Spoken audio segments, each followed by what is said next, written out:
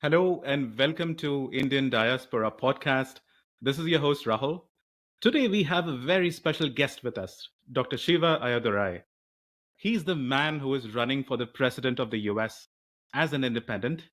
He is an inventor of email and he's revolutionizing politics and medicine. Born in India, made in America. Dr. Shiva, welcome to the show. Great to be here, Rahul. Thanks for having me.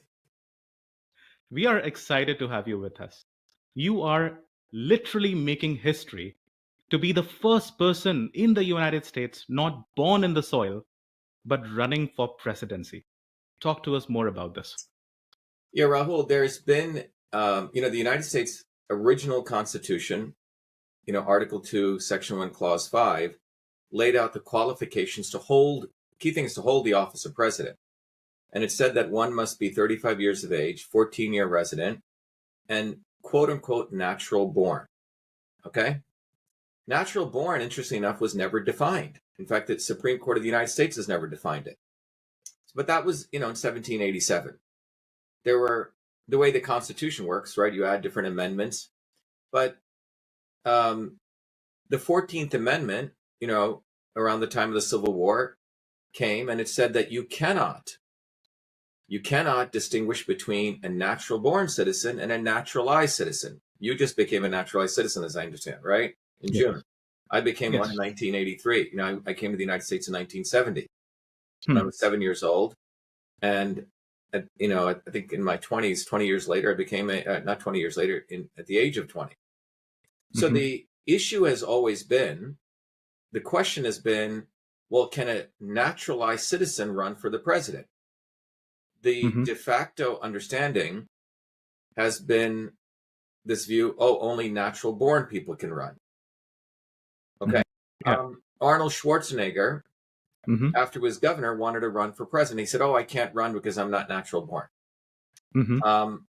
And when I looked at this, I said, this is absolutely wrong, being who I am, right? Always been a fighter for rights and justice and these kinds of things. And I said, the 14th Amendment says we're all equal protection clause. So that supersedes Article 2, Section 1, Clause 5. And no one has ever tested this. People have theoretically talked about it. Scholars have written about it, Harvard professors. One group of professors, one group of academics, and in fact, Congress people have said this is absolutely wrong. And another people, originalists, have said, no, we want to preserve something. We don't even know what they're preserving. Because at the time the Constitution was being signed, there were many people who were quote unquote naturalized citizens. They were born in the West Indies or Britain. And the Constitution, even Article 2, Section 1, Clause 5, says that for anyone born, anyone at the time of the signing of the Constitution who may have been a citizen. You see, because some of them were citizens of the colonies. So that means the Constitution was not against people born in other countries. There were, in fact, 7 signers of the Declaration of Independence were born elsewhere. Okay? And interesting enough, a few years after the Article 2, Section 1, Clause 5 was passed, the Marquis de Lafayette, who was born in France, the legislature, one of the state legislatures, deemed him to be a natural born citizen, and all of his heirs. You see, and in fact, even today, if you and I are both in Boston, if we go to Africa and we adopt 10 kids and bring them here, do you know they're natural born? And they can run? So this whole thing is completely nonsense.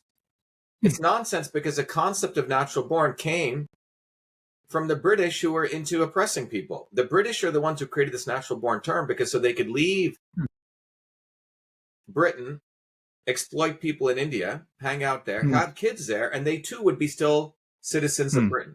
You say? So natural born was a vehicle to preserve the monarchy and the elites. So any U.S. person can leave the United States, go anywhere in the world, have many children, and those children are natural born, even though they're not born on U.S. soil. So the whole term is nonsense. Okay. So I decided to run. And, when I decided to run for United States Senate, I was the one to expose the fact that the government has a backdoor portal into Twitter. We're the ones who figured out there's serious fraud in the voting machines. If an engineer like me doesn't run, or people like us, meaning smart people, not the standard top-down celebrities run, you're never going to have any significant change. You say?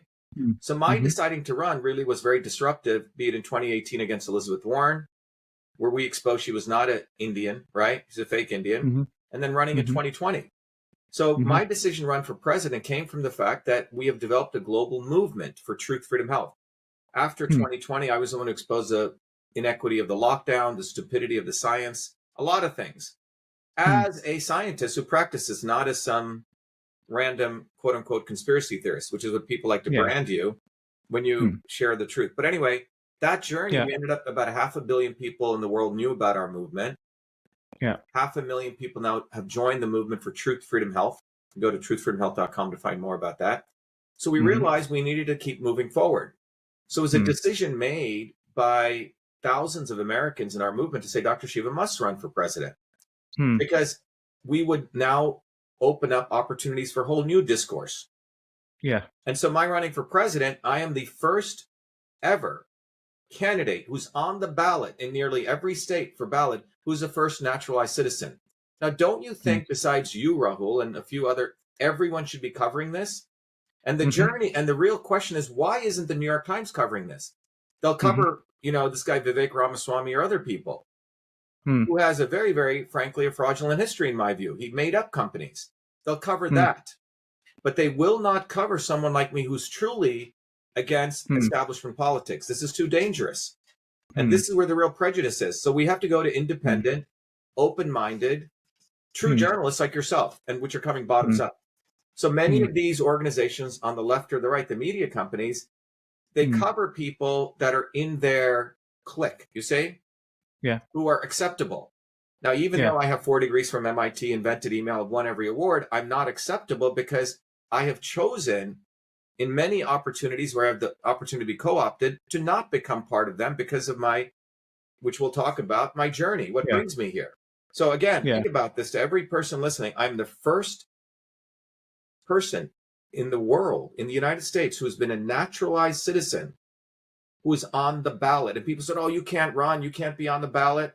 So we have 6 lawsuits that we're filing, but a number of lawsuits we've won. A number of the states have said, no, he has every right to be on the ballot. It is up to Congress to decide for a federal office.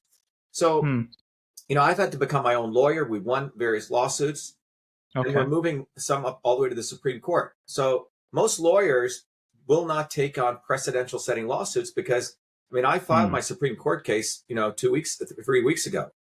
A lawyer would have charged $2 to $3 million. We did it on our own. I did it on my own. So the point is, for everyone listening, we are ensuring that the spirit of the U.S. Constitution is alive because the founders who framed it recognized things would be changing, recognized that the laws that they made would need to be changed. So this is what we're doing. And that's what my life journey has been about, always being an innovator, doing what people thought was impossible. You know, people thought when I was 14, you couldn't create email. People didn't think we could eliminate animal testing. People didn't think that a non-quote unquote natural born, which is not defined, person could ever run for president. Well, we are running.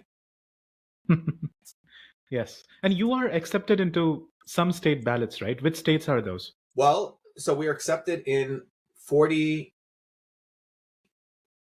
state ballots. Now, very important to understand this. Now, different states have different rules to get on the ballot.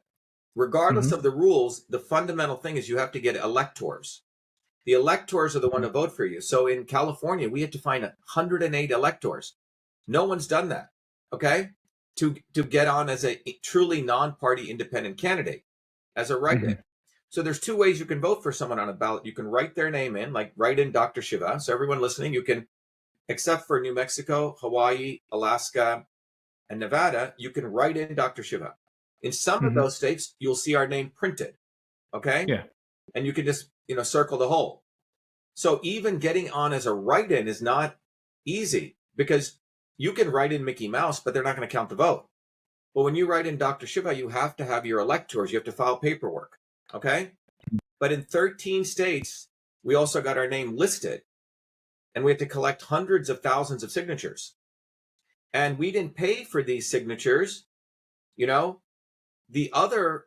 all these other people get on the ballot. They have a 20, you know, I call him Booby effing Kennedy. He raised $20 million to get on the ballot, and then he dropped, and then he pocketed that money.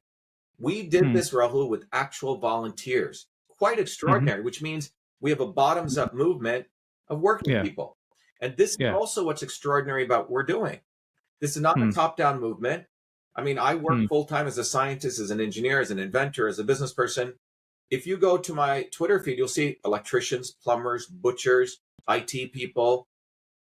A completely different campaign. So we are also redefining what victory means. Right? So, yes, so everyone listening, you can go, if you don't see my name, you can write in my name except in those 4 states, and they will be counted. Okay? They have to count them by law. So we're on the ballot in 46 states. Some of them, Massachusetts, you'll see my name listed, number 1. Okay? Ayyadurai should be number 1. Some states play rules. You know, they flip it because they don't want my name to be on top. You know, Shiva Ayyadurai, right? Sure. So in Washington State, in Iowa, in Idaho, in Mississippi, in Kentucky, in Minnesota, okay? I'm missing a couple states, okay? In New Jersey, which is where a predominant Indian population is, we got on the ballot. Everything set up. Then Kamala Harris, you know, the Indian, had the New Jersey Democratic Party file a lawsuit to kick me off, arguing that natural born nonsense. So that's gone up all the way up to the United States Supreme Court now. Okay? In Wisconsin, we got on the ballot, and Trump people, and we're going to take that. You see, they do not want outside people, Rahul, of my caliber, my quality, who did not co-opt and are top down. We're actually doing the hard work. But they don't want this because they can't. It's uncontrollable.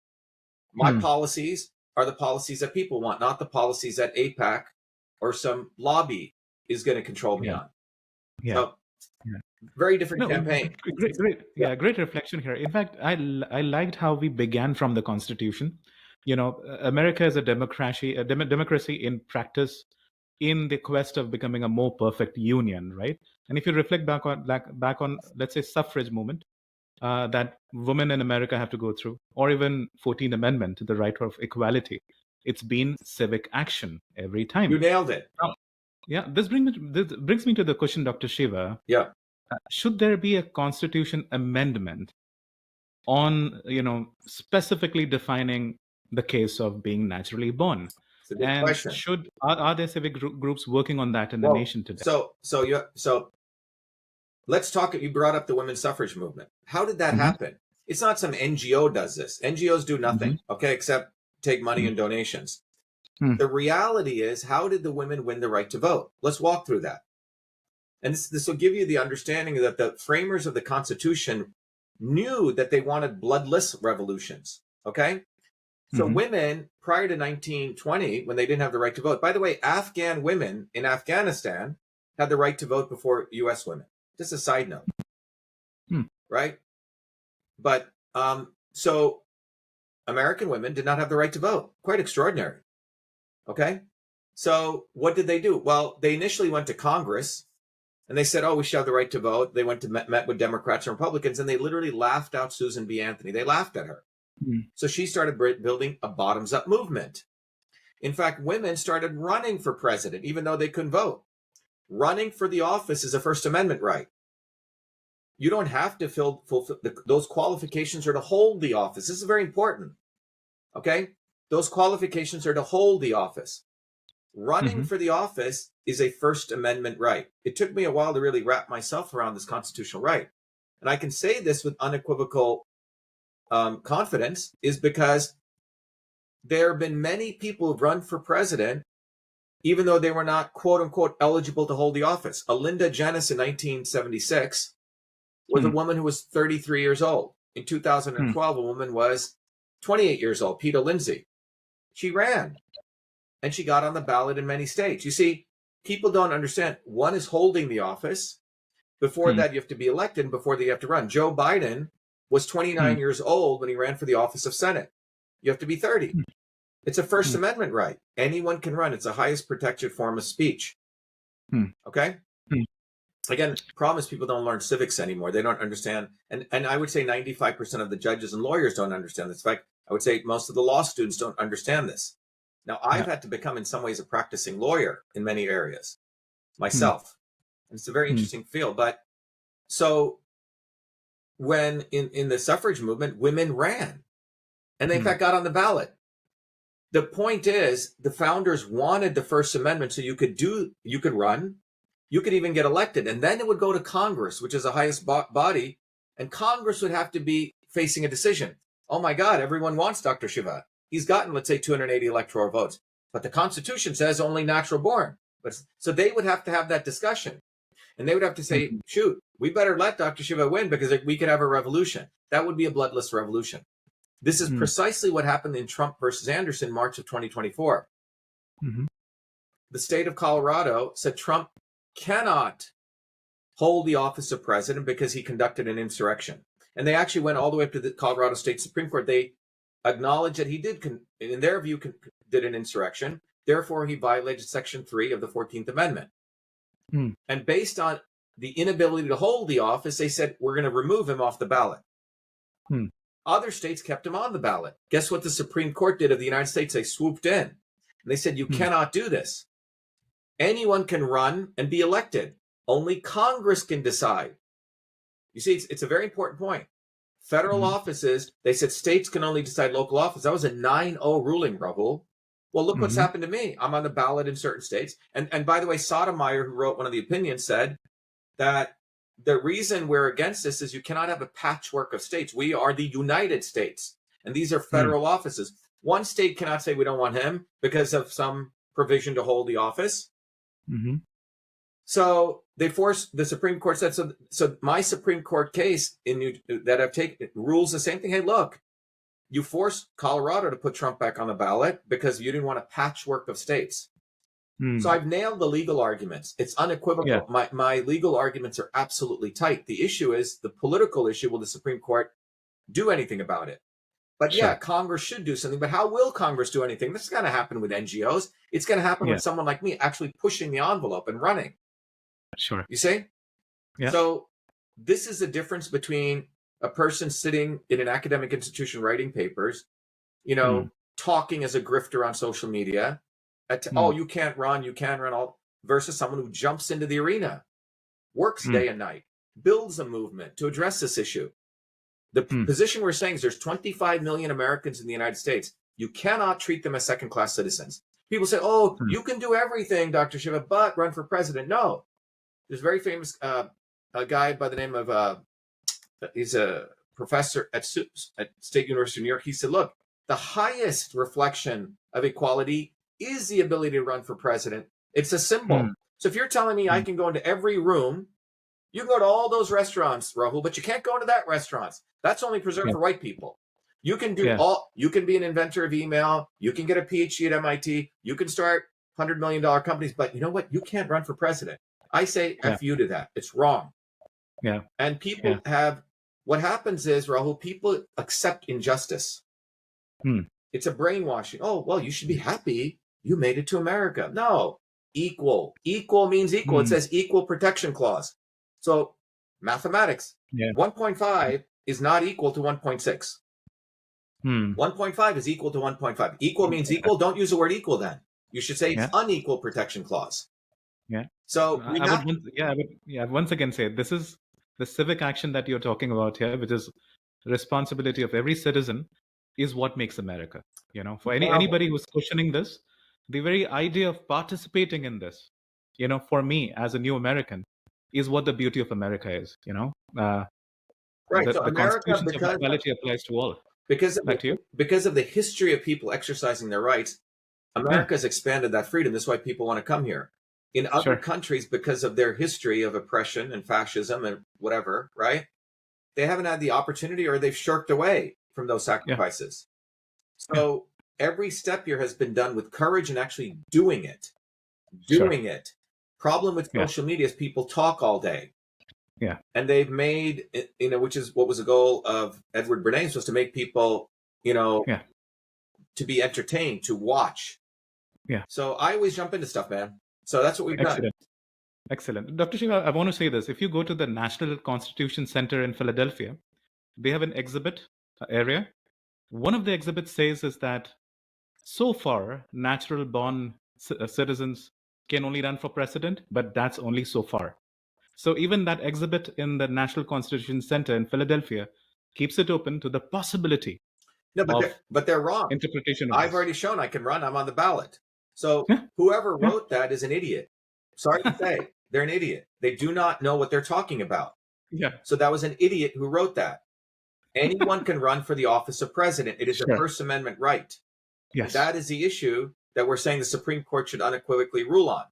Sure. Because Joe Biden ran when he was 29 and he got elected. Now, then Congress said Joe Biden cannot assume the office of Senate until he hits 30, right? So the issue is, this is how the framers wanted it. Suppose, think about, let's say sometime in the future, there's no one living after the age of 30 or people are dying, okay? An 18-year-old wants to run for office. And they actually win because there's more 18-year-olds. But the Constitution says you have to be 35. Congress would say, wait a minute, of course an 18-year-old, you see what I'm saying? The founders knew things would change. So they wanted, the First Amendment is the way the change occurs. Then Congress decides, which is a representative body. So if the majority of people in the United States want me, Congress would have to say, wow, people want him. Natural born, what do we do with that? Sure. Okay, so that's how change occurs. It occurs by doing. Absolutely. Yeah. Absolutely. So let's progress in our discussion now. Let's discuss policies. Yeah. I want to take a practical viewpoint here, right? We have been a bi-party system.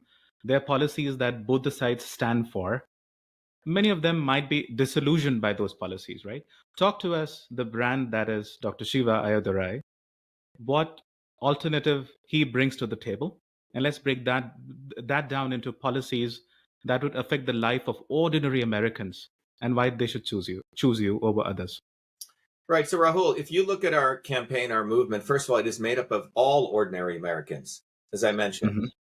And the people who are attracted to our movement, our campaign, Shiva for President, peoplewannago.com or truthfreedomhealth.com, is those people who have seen this two-party system, okay?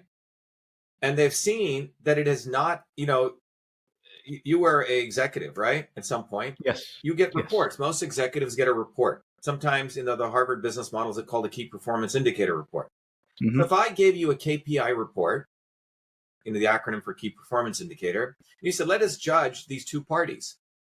And I can give you two variables to judge them: cost of living and lifespan. Okay? Cost of living and lifespan. Now so if you go from 1970 till today, lifespan is going down. Think about that. If you have a child today, your child will have a shorter lifespan than you. So just consider that for a second. It's not because of COVID. So just let that sink in. And then cost of living has been explosively going upward because we have the printing of money. Trump printed $8.2 trillion. Obama printed $8 trillion, right? And the printing of money is based on the United States having the luxury of being the reserve currency. And economic theoreticians now say, print money, it's okay, as long as we're the reserve currency. Well, how does the U.S. maintain reserve currency status? It is not because of gold. It is not because of innovation. It is not because of petroleum anymore behind the dollar. It's because of an aircraft carrier. It's because of F-15s. It's because having some organization like Zionist Israel. So behind the almighty dollar and the maintenance of that ability to print money, which, by the way, devalues other countries' other countries' currencies, and devalues the average American, is this concept of reserve currency. All right?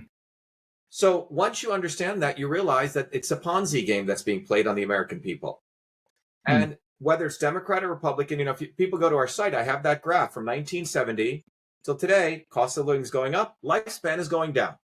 So if you just look at that, we need a systemic change. You can't say, well, I'm going to choose this person, that they're going to do a little bit better. No, your lifespan's going down. Doesn't matter. If you are running a company, sales are going down every year. Oh yeah, everything's fine. I'm going to bring, you wouldn't do that. You'd be out of business. So this is the systemic problem that we have put forward in a very simple layman's term. And we have people handing out these cards. I don't have one here, but if you go to Shiva for President and the free downloads, you'll see people are passing out millions of these cards to wake people up. Wait a minute. It doesn't matter where Trump or Kamala Harris win. They're playing the same game on you. They're moving capital around. So now so that's the basis. Now, how are they able to do this? Well, number one, they have to manipulate people. And the way manipulation occurs is through denying people the First Amendment. And this is what happened on November 16, 2018, when Trump signed CISA into law, the Cybersecurity Infrastructure Security Agency. That law allowed government to create a backdoor portal, government, to every private social media company to outsource censorship.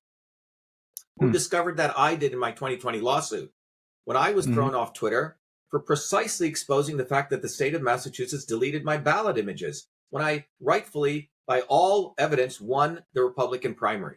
When I asked for that, they gloated, they deleted it. I took on the lawsuit, no lawyer did, and I won the preliminary injunction in federal court. But none of these other people, including all of these major media guys, dare cover my lawsuit and the victory. But about 500 million people throughout the world learned about it. This is why you can't trust the mainstream media. They waited 2 years. And then they promote Elon Musk as though he's some fighter. He has openly said free speech does not equal free reach. He's part of the establishment. Where Elon Musk begins and government ends, nobody knows. So what is the central policy? We must eliminate government's backdoor portals into social media companies. There is no First Amendment, number one. Number two, I'm a big proponent of recognizing people talk about blockchain and Bitcoin. We have freedom. No, you don't, because all of these transactions are done through major infrastructure owned by 4 telecom companies. The internet was designed for we the people. It is no longer for we the people. The solution, one is a technology solution, which is mesh networks, peer-to-peer networks that we own. The technology's there. The institution, I believe, that should hold this is the United States Postal Service. They need to upgrade themselves. The Postal Service was created to ensure free speech equals free reach. That was Franklin's vision. So I could send you a letter. You could send me a letter. And if someone intervened, Rahul, it was a 22-year prison term. We don't have that on email anymore. Gmail is a private company. So this is a foundational thing. Only I can see this as someone who's been in technology and as someone who wants freedom.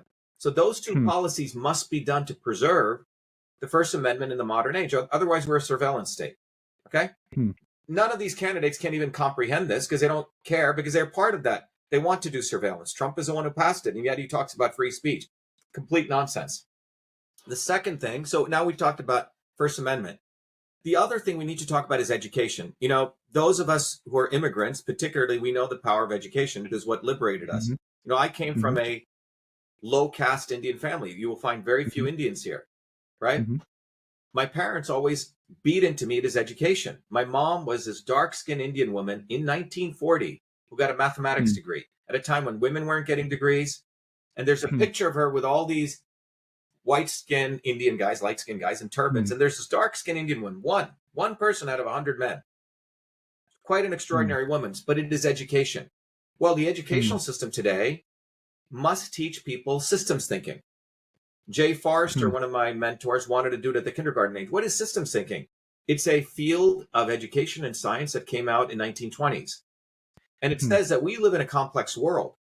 You can't just study the parts anymore. You must understand the interconnections between those parts. Field of logistics, supply chain. The modern, if you don't know systems, healthcare systems, transportation systems, we're educating a bunch of idiots, and they can be manipulated. So my view, the educational system must have systems thinking all throughout. The number two part is the student loan thing. Okay? Before the 1970s, parents didn't really, you know, people didn't go to college.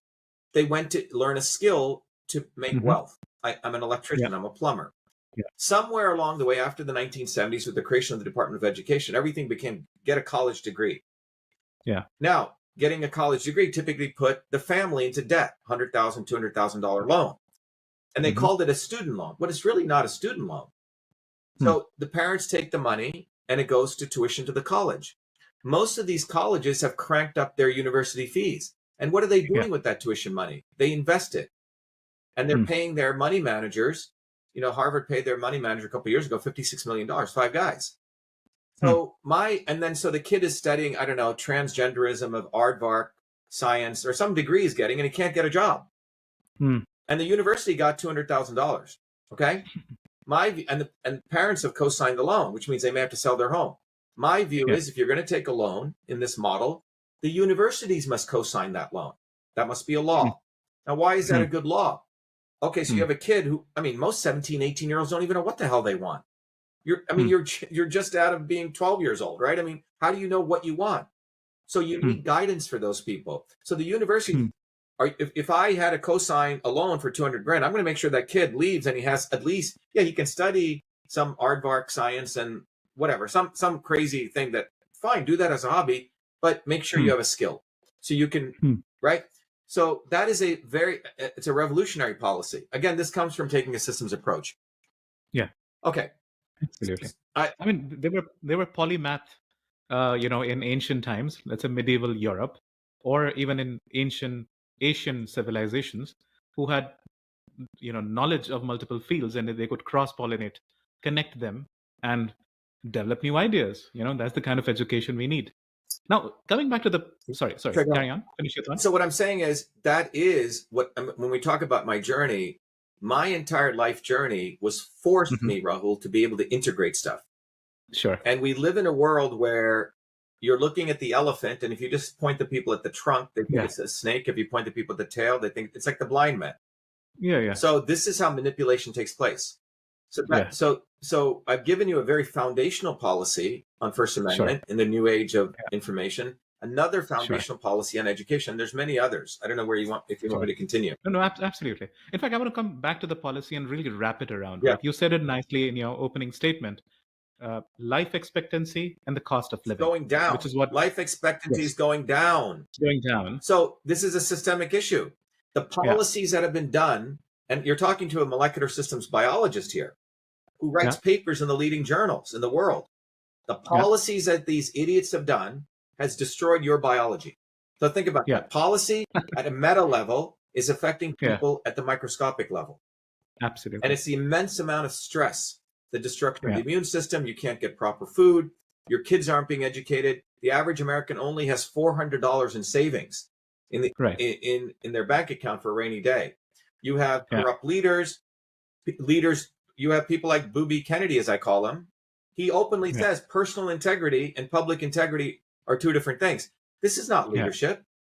Your personal integrity and your public integrity must be one.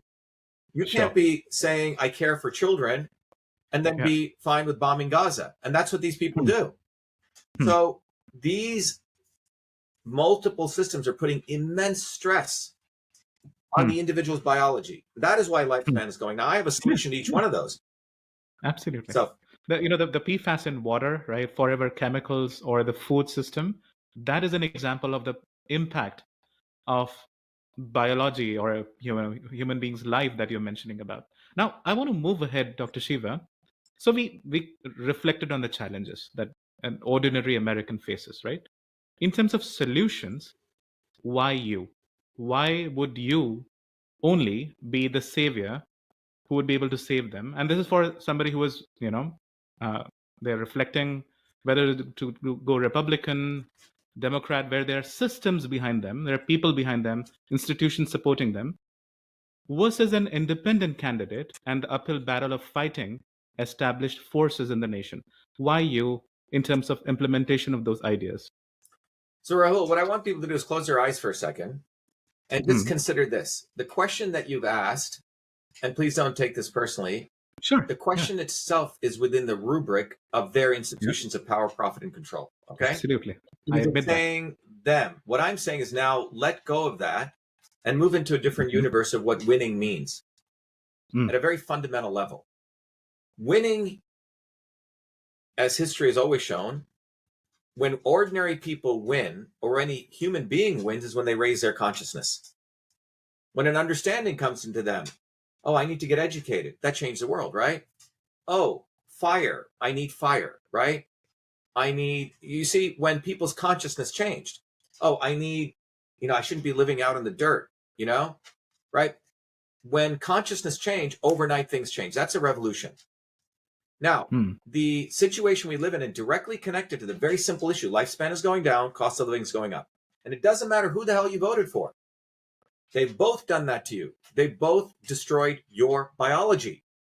Now, choosing between Tweedledee and Tweedledum, both of them, by the way, who are absolutely fine with destroying the people in the Middle East, absolutely fine starting wars, absolutely fine butchering people, absolutely fine printing money all day, maybe with a little tweaks, okay?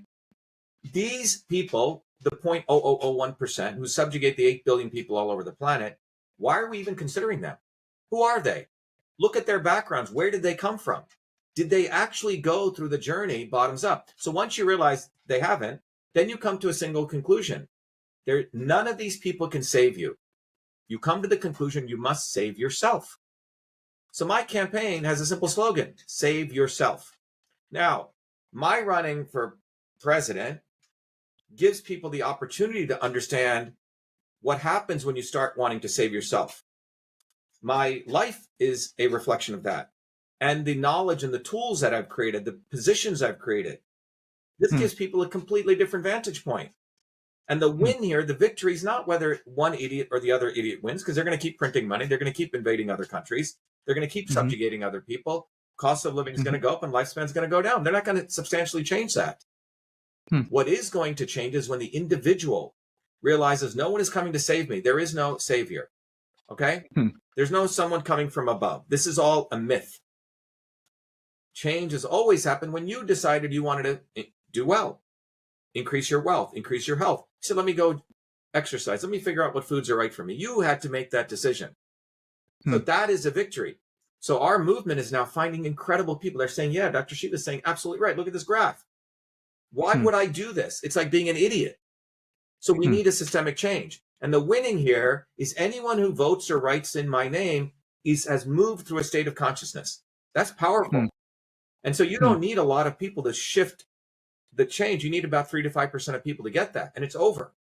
Because when you have enough molecules vibrating in a system or consciousness, it's over. You see?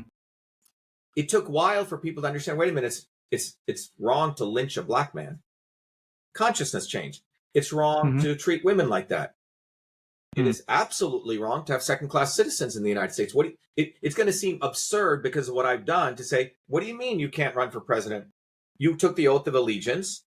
You put your time in here. In fact, your oath of allegiance I took as a naturalized citizen. Natural-born citizens don't even have to take that oath. So who is more? So anyway, so we are raising people's consciousness. So if you look at our movement and you look at the videos, these are everyday people. And 99.999% of them are not my color. They're not Indians. They're everyday, white, ordinary Americans who are appreciating my color with a name like Shiva Ayyadurai because they get it. And that is a very high state of consciousness. And we have leaders all over the United States, and we're building this movement. How that is a victory. And we've done that, Rahul, with raising only $50,000. Think about that. Trump and Kamala Harris combined, I mean, it's $15 billion. Yeah. I mean, and they take money from, and you know, people are writing checks out for Kamala Harris and Trump who only have $400 in their bank account. This is thievery. Yeah. We're not asking people for money. We're asking for people to get on the ground.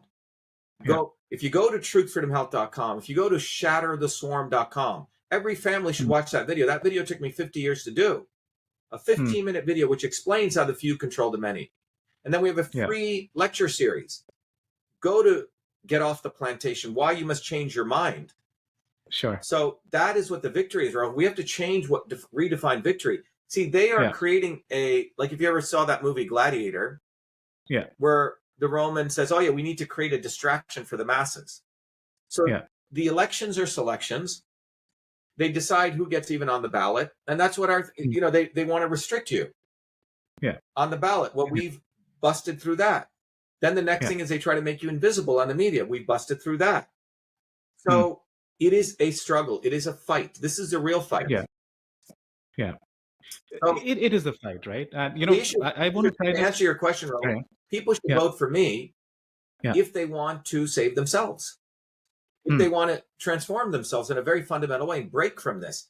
It is scary for some people thinking, oh my God, Trump or Harris is they're going to do this. Look at that graph. Absolutely. What has changed? Lifespan is going down. Cost of living is going up. They continue to print money. Right. So just look at the data. So most people are in an abusive relationship.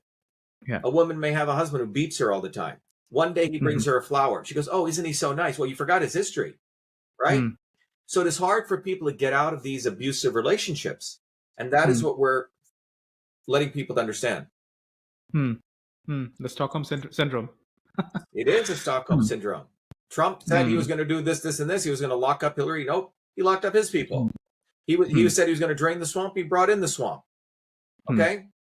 These people, and he said he wasn't going to conduct a war. He did. He conducted the biggest war on the American people, which was this thing called the quote unquote pandemic, which locked down people. 16 trillion affected the economy. 600 billionaires made $2.3 trillion. The facts are right in front of us. Sure. Yeah. So I want to reflect further on some policies. Let's suppose you become the president. Let's take foreign policy. A lot of Americans are concerned about the stance that America has taken, in, let's say, Israel versus Palestine conflict. Yeah. Or you have Iran, or you have China as an economic rival against the US. Talk to us about the foreign policy strategy that you would have as a president. Look, foreign policy, Rahul, is intimately related to domestic economic policy. So if you understand this fundamental issue that the United States Ponzi scheme of wealth today is created on the printing of money. So this is fundamental that people need to understand. And the only reason that the United States can print money is because it is a reserve currency. Reserve currency means every other nation must trade in the dollar. Okay, just simply put, if you don't know what that is. Not to you, Rahul, but to others. So how does the United States maintain that status? Is it because it does manufacturing better than anyone else? No, China does. Is it because it develops software better than anyone else? No, that's not true. It does it because it has stealth bombers. It has Israel in the Middle East. Okay. It has military might. It has dictators that the United States supports, and it supports imperialist wars. Period. Without this fundamental framework, the United States cannot be able to print money. Okay? Foreign policy is related directly to domestic policy. And again, this is from a system standpoint. People talk about economic policy and they talk about foreign. You cannot. So U.S. foreign policy has been dictated by the desire to maintain its reserve currency status. So it's very important to understand. All of U.S. foreign policy comes from that. That means no one else can be an equal power militarily to the United States. And if someone else comes up, they must be destroyed. So 1978, Zbigniew Brzezinski laid this theory out. Kissinger did too, but Brzezinski continued. And one of the targets was Russia could never be anywhere near the United States power. And so Brzezinski said that Russia should be broken up into 3 sub-areas. The Eurasia part, the Siberian part, and you can go read it, and the Far East part. This was his architecture, because Russia had a huge history of the Russian people fighting a bottoms-up movement, the Workers' Revolution of 1917. It was the Russian people who won World War II. 25 million people were killed fighting the Nazis and fascism. So it's a serious threat to U.S. imperialism. So that was the architecture that was laid out. And if you see, that's what's played itself out. So you had to destroy the Soviet Union. Gorbachev was installed. And there's enough work written about this as a U.S. puppet. He served to break up Russia. And then Bush comes in and he said that we will, he assured Gorbachev that United States will never move 1 inch east of West Germany. But they did. All those countries are made part of NATO. And then in 2014, another set of people invade, basically the United States installed their puppet, a neo-Nazi in Ukraine. And this really perturbed many of the old-time Russians who fought Nazis. But the goal has been Russia. So now what has occurred is the goal is to pull Russia into a 2-front war. This is all very well architected, Ukraine and the Middle East. And the way you're going to pull Russia into the Middle East and try to weaken them is you must have Iran getting involved in the war. But in order to get Iran into the war, you must go hammer Gaza and Lebanon and commit genocide. You must make it so hard for Iran not to get involved. But once Iran gets involved, Russia's going to get involved. Okay? So everything we're seeing is for the United States to maintain preeminence of the dollar, not through innovation, not through creating smarter people, but through military might. And this is a very, very effed up policy. Okay? It is a policy of land grabbing through genocide. It is a policy of land grabbing or to create wealth, not through through a process of integrity, which is what the founders wanted. Hmm. So U.S. foreign policy is dictated by Zionism. And Zionism has nothing to do with Judaism. Zionism is racism in the service of imperialism. It's a philosophy. It's a political ideology that a few can control the many. No different than you have Hinduism. And some people promoted the caste system, which is not in the Sankaracharya movement that people studied. It was, again, it was something done so a few people could say they were better so you could pay everyone else less.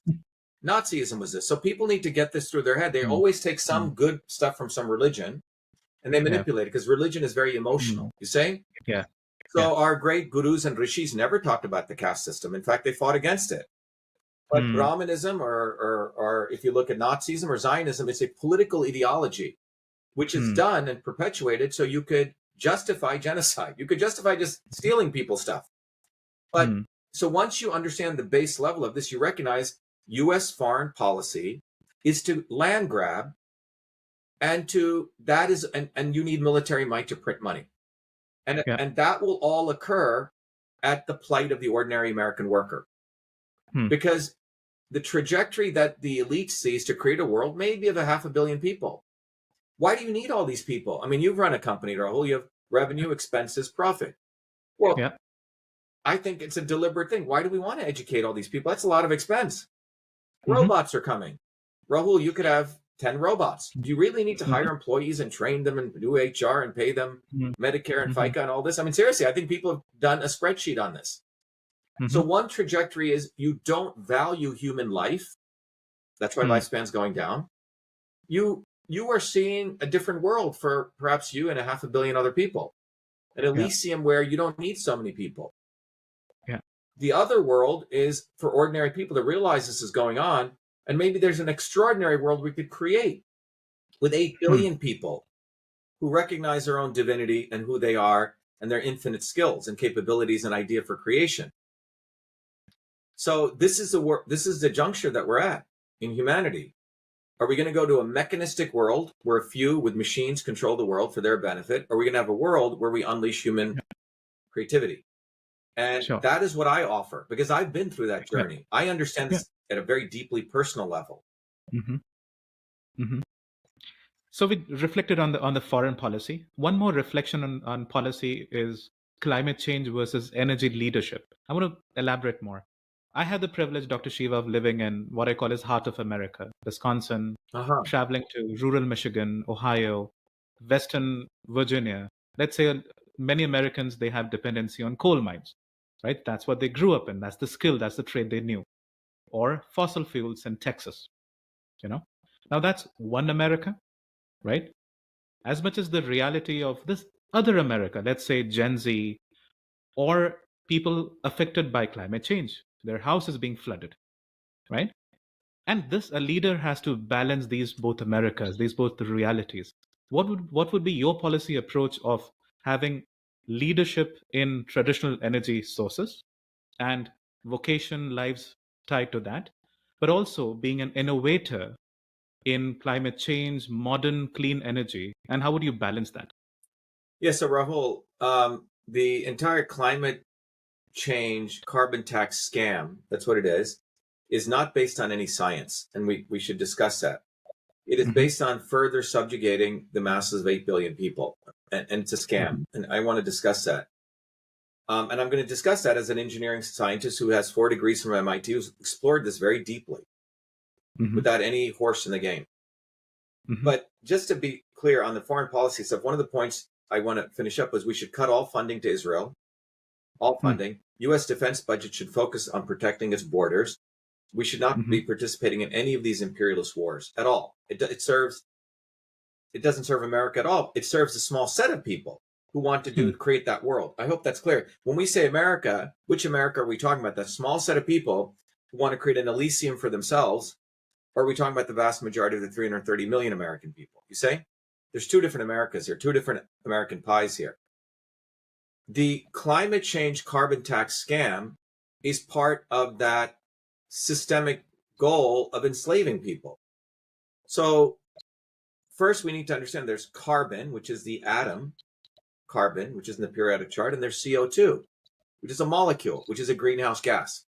there's certain things that are undeniably true. Yes, greenhouse gases in the atmosphere do increase temperature. No one will argue with that. The issue is by how much? How much is a goal? I can give you a certain amount of arsenic and it'll help your heart health, or a certain amount of mercury. If I give you too much, it's going to destroy you, okay? In science, we're focused on how much, dosaging. How much? Now, if you look at the actual records, we're at the lowest level of CO2 ever in the history of the Earth that we know. The time that when the CO2 levels, I forget the exact number, went to, it was higher than what we have today. That's when life emerged. You need CO2, okay? So some set of people decided, and by the way, this wasn't done by scientists. They just made it up.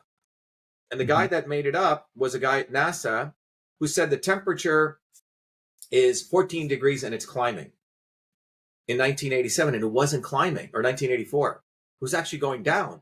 So he made and he said the Earth's average temperature is 15 degrees. And in a New York Times footnote, he changed the average temperature to be 14. It's called 14 is a new 50. Okay? And around this, a set of elites came together and they created, and I have a video out there people should watch. It's on the climate change, why it was good we pulled out of the Paris Accords. The Paris Accords, if you talk to any intelligent person and you actually sit with them and you say, tell me one benefit of the Paris Accords. What does the Paris Accords do? It allows China to double their pollution from 11 million metric tons to 22. India can go from 3 to 6. Okay? So you're doubling pollution. How is this valuable? Well, let me tell you what the scam is. The video does it better. The scam is that these countries or the companies will have to buy carbon credits, which is a credit to offset the carbon that you're putting out. Carbon credits are an instrument now being sold as a commodity on the financial markets. Carbon credits are going up, and there's a limited number of carbon credits. In fact, Al Gore is a member, is a director of the company that tracks the carbon credits. You see? And it's the carbon tax credit scam. The underlying physics of this is very simple. How do you determine that CO2 is going up, and does that CO2 affect temperature? It's a complex equation. It's a very complex equation. Well, in science, evidence is reproducible predictions. That's the definition of evidence. If I created a mathematical model and I today put the input as 22, 1, and 5, and the output was 1, tomorrow if I put 22, 1, and 5, it should be 1, right? Supposing the next time I do 22, 1, and 5, it's 10, and 20, and 30. That's not a model. There are 120 models, if you go through the IPCC report, on predicting carbon, CO2 affecting temperature. Each because model, it's so complicated, right? What's that? Because it's so complicated. I mean, how can you? Well, it's garbage. It's garbage science. And you're talking to someone who went to the #1 institute in the world. I have a PhD in engineering. I've taken fluid mechanics. In fluid mechanics, there's an equation called the Navier-Stokes equation. It is unsolvable for a turbulent fluid. There are 2 turbulent fluids here, the ocean and the atmosphere. And you're trying to solve 2 turbulent fluids to determine the level of CO2 affecting temperature. And 120 models, and each one predicts, like the Baskin-Robbins flavor of ice cream. One model predicts all the ice is going to melt. Another predicts nothing's going to melt. And then every flavor in between. Based on... I like to politely interrupt you here. You know, I'm a national park geek. You know, I go You're to all what? national parks. I'm a national park geek, Yeah. US national park geek. If you just go to, as an example, Glacier National Park, you know, or if you go to the Alps in Europe, I mean, in front of our eyes, we have seen glaciers retreat. Now, that's one empirical data point, I admit, from a statistical point of view. But that's one example. So, you know, the reality is that ordinary people get affected by change. You know, I'm just going to call it change, not climate change, but change. And the idea is to evolve and adapt with that. And how do science and leaders make people adapt through change is something I'm thinking of. So Rahul, here's the deal, right? The Earth, since the last ice age, will heat up around 2 degrees. It's a natural process, okay? Yes. Yeah. The issue is, I went to a BU professor presenting. He goes, oh my God, the oceans are getting more acidic. I said, what are you talking about? The oceans can never get acidic. The pH will always have to be above 7. Yeah. I go, what are you talking about? Yeah. He goes, oh, they're getting less basic. I said, why are they Hmm. getting less? So people are making up shit. And the reason they're doing this is because there's $2 billion now out there. You put climate change on anything, you'll get funded. Dick Lindzen, who's the most important person on this. He's a professor, he's the head of the meteorology department of MIT. After I did my video exposing this Paris Accords, Dick wrote, and he said, no one should support it. This climate change stuff is nonsense. 140 professors wrote against him. Now, Dick was the youngest member of the National Academy of Engineering. Okay? So you have people like a cult following something. Yeah, you see ice melt, you see glaciers melt. This guy, Raja Ram, what's the name? The guy in India. One day he said ice is melting on the Himalayas, the next day he doesn't. But he got a big payout by the Green Fund to say that. So just because you observationally see something and you look at the history of geography and to make policies based on these sort of anecdotal stuff is just dumb. And then you have to realize where that stuff leads. Where does it lead? It leads to carbon tax. And that's where it's going to. The average American, the average company's price is going to go up, cost of living is going to go up. Now, and you're putting all these solar panels everywhere. No one has even considered the amount of cost of these solar panels to recycle them. You can just do the analysis. So people are getting on something because they think they're doing something right. But they're not, because what's happened is a vast majority of people don't understand the second law of thermodynamics. They may know Shakespeare, but they may not know second law of thermodynamics. So we're living in an ignorant world where people think they're doing something good. I go hiking. I see things change. Climate is always changing. Always. There will be floods. There will be glaciers will go. The issue is how much. And the reality shows that the data is not there. In fact, you need CO2.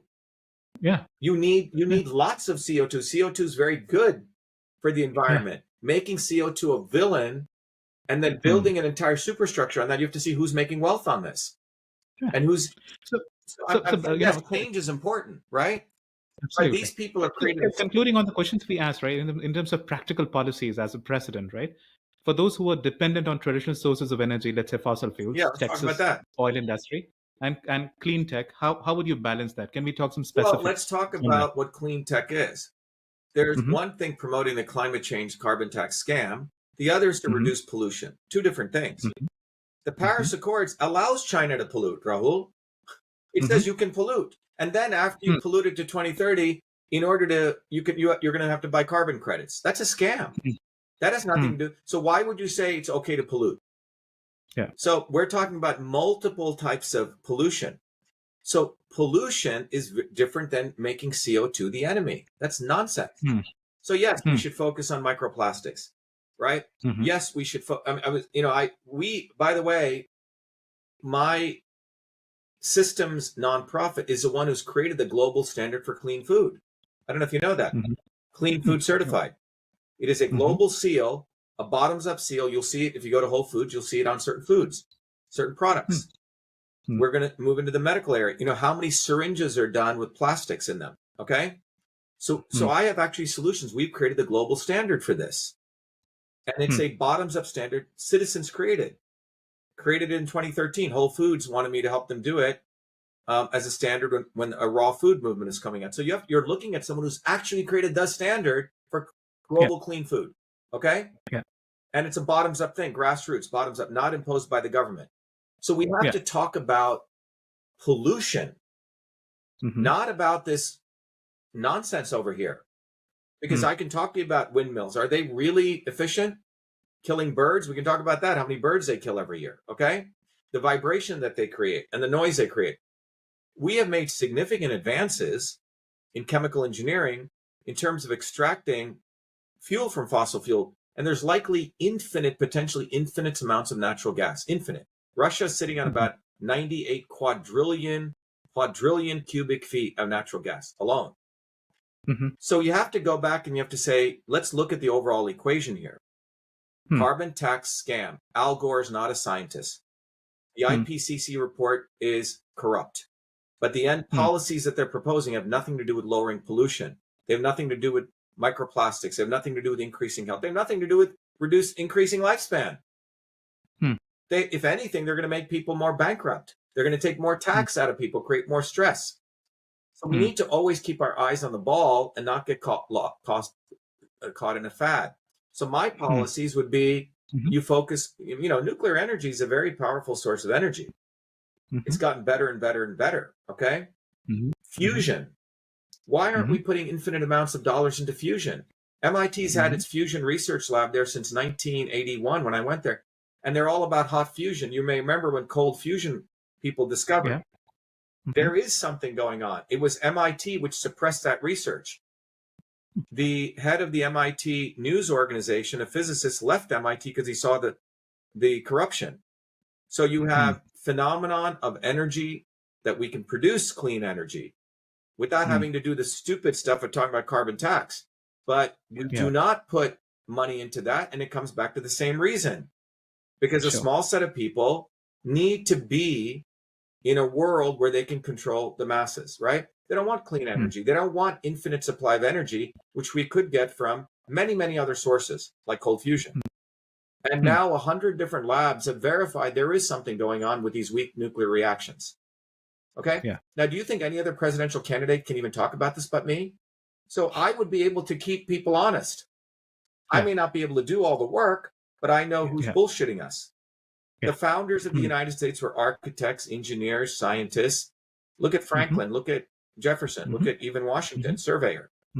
Compare that to Trump, who has to go and act like he's a worker at McDonald's. I mean, come on. Or Kamala Harris. These people are actors.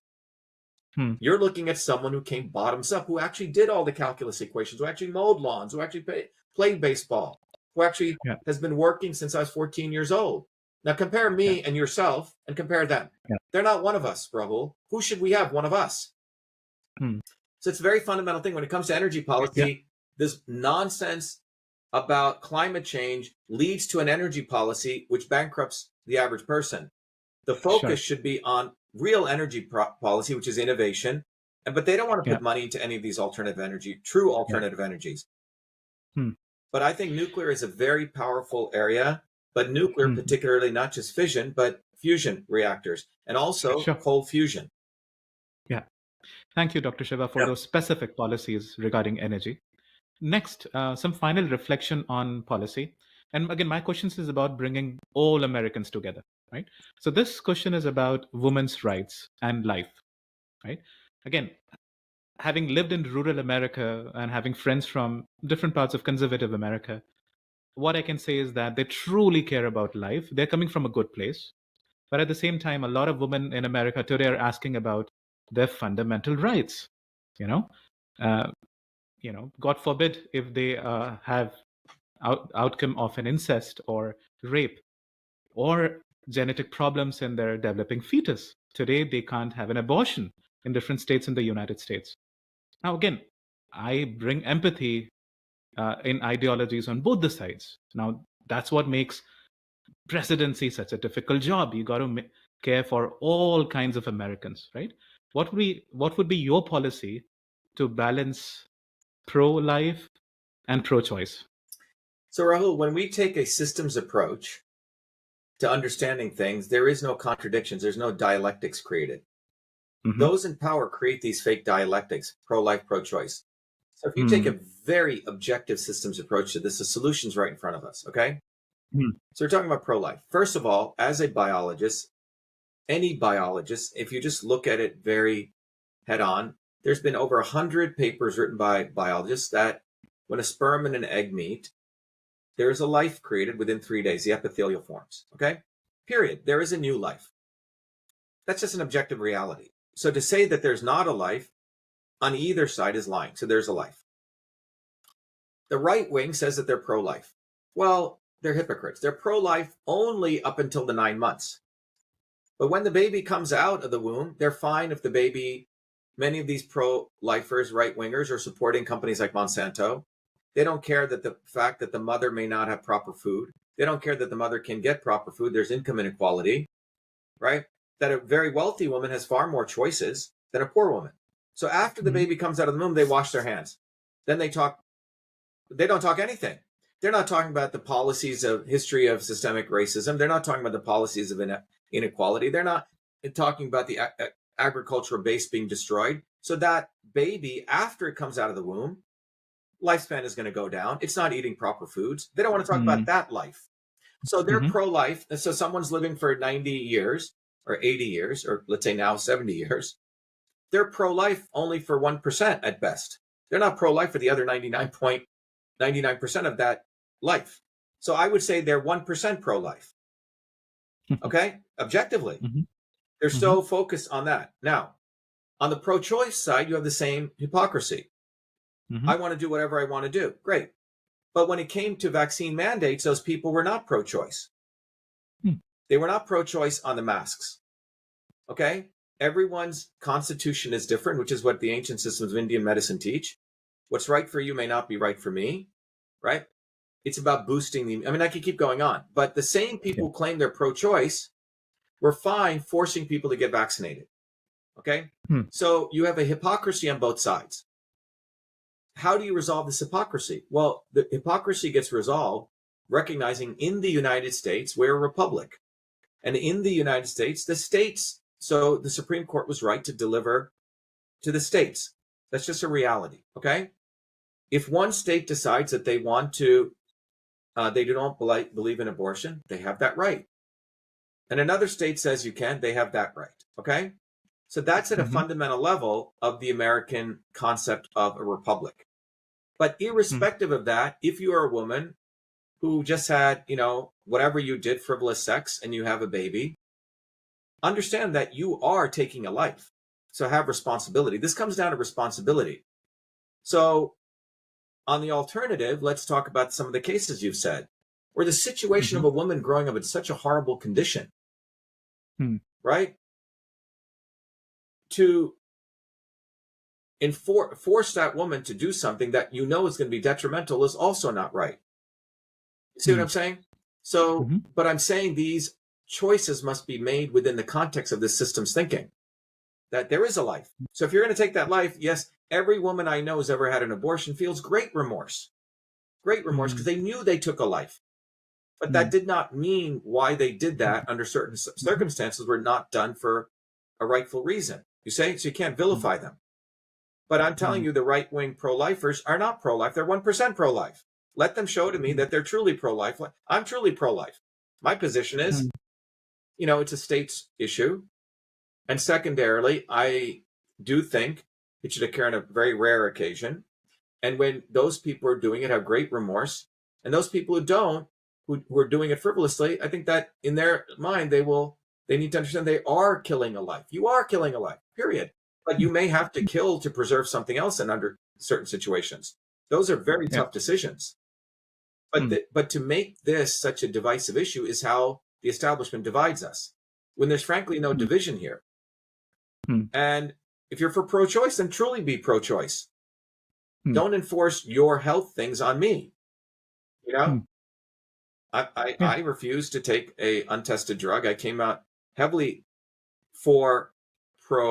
against the vaccine mandates. You see? So when you take this kind of thinking I've just shared, there is no divisiveness.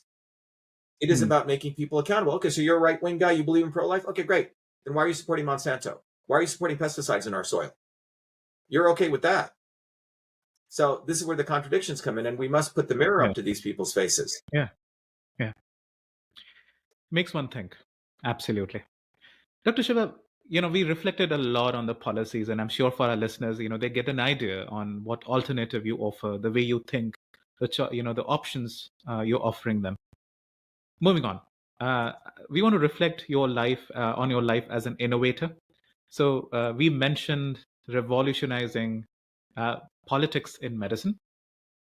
Let's talk more about that. What's the problem you're solving here, and what are you revolutionizing here? Right. So, Rahul, the fundamental theme that has always guided my life has been what I alluded to at the start of our conversation, the desire to integrate parts to understand the whole. Okay? And that is where the real great innovations come from, when you interconnect the parts. You see, it's between the parts, the interconnections are what make us interesting, not the parts unto themselves, how you interconnect things. I could give you a handful of 5, 10 gears. You can come up with a tricycle and someone else may come up with a bicycle.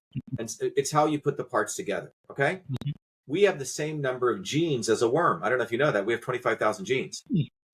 Same number of genes. When the Genome Project started, biologists thought we must have 1 million genes.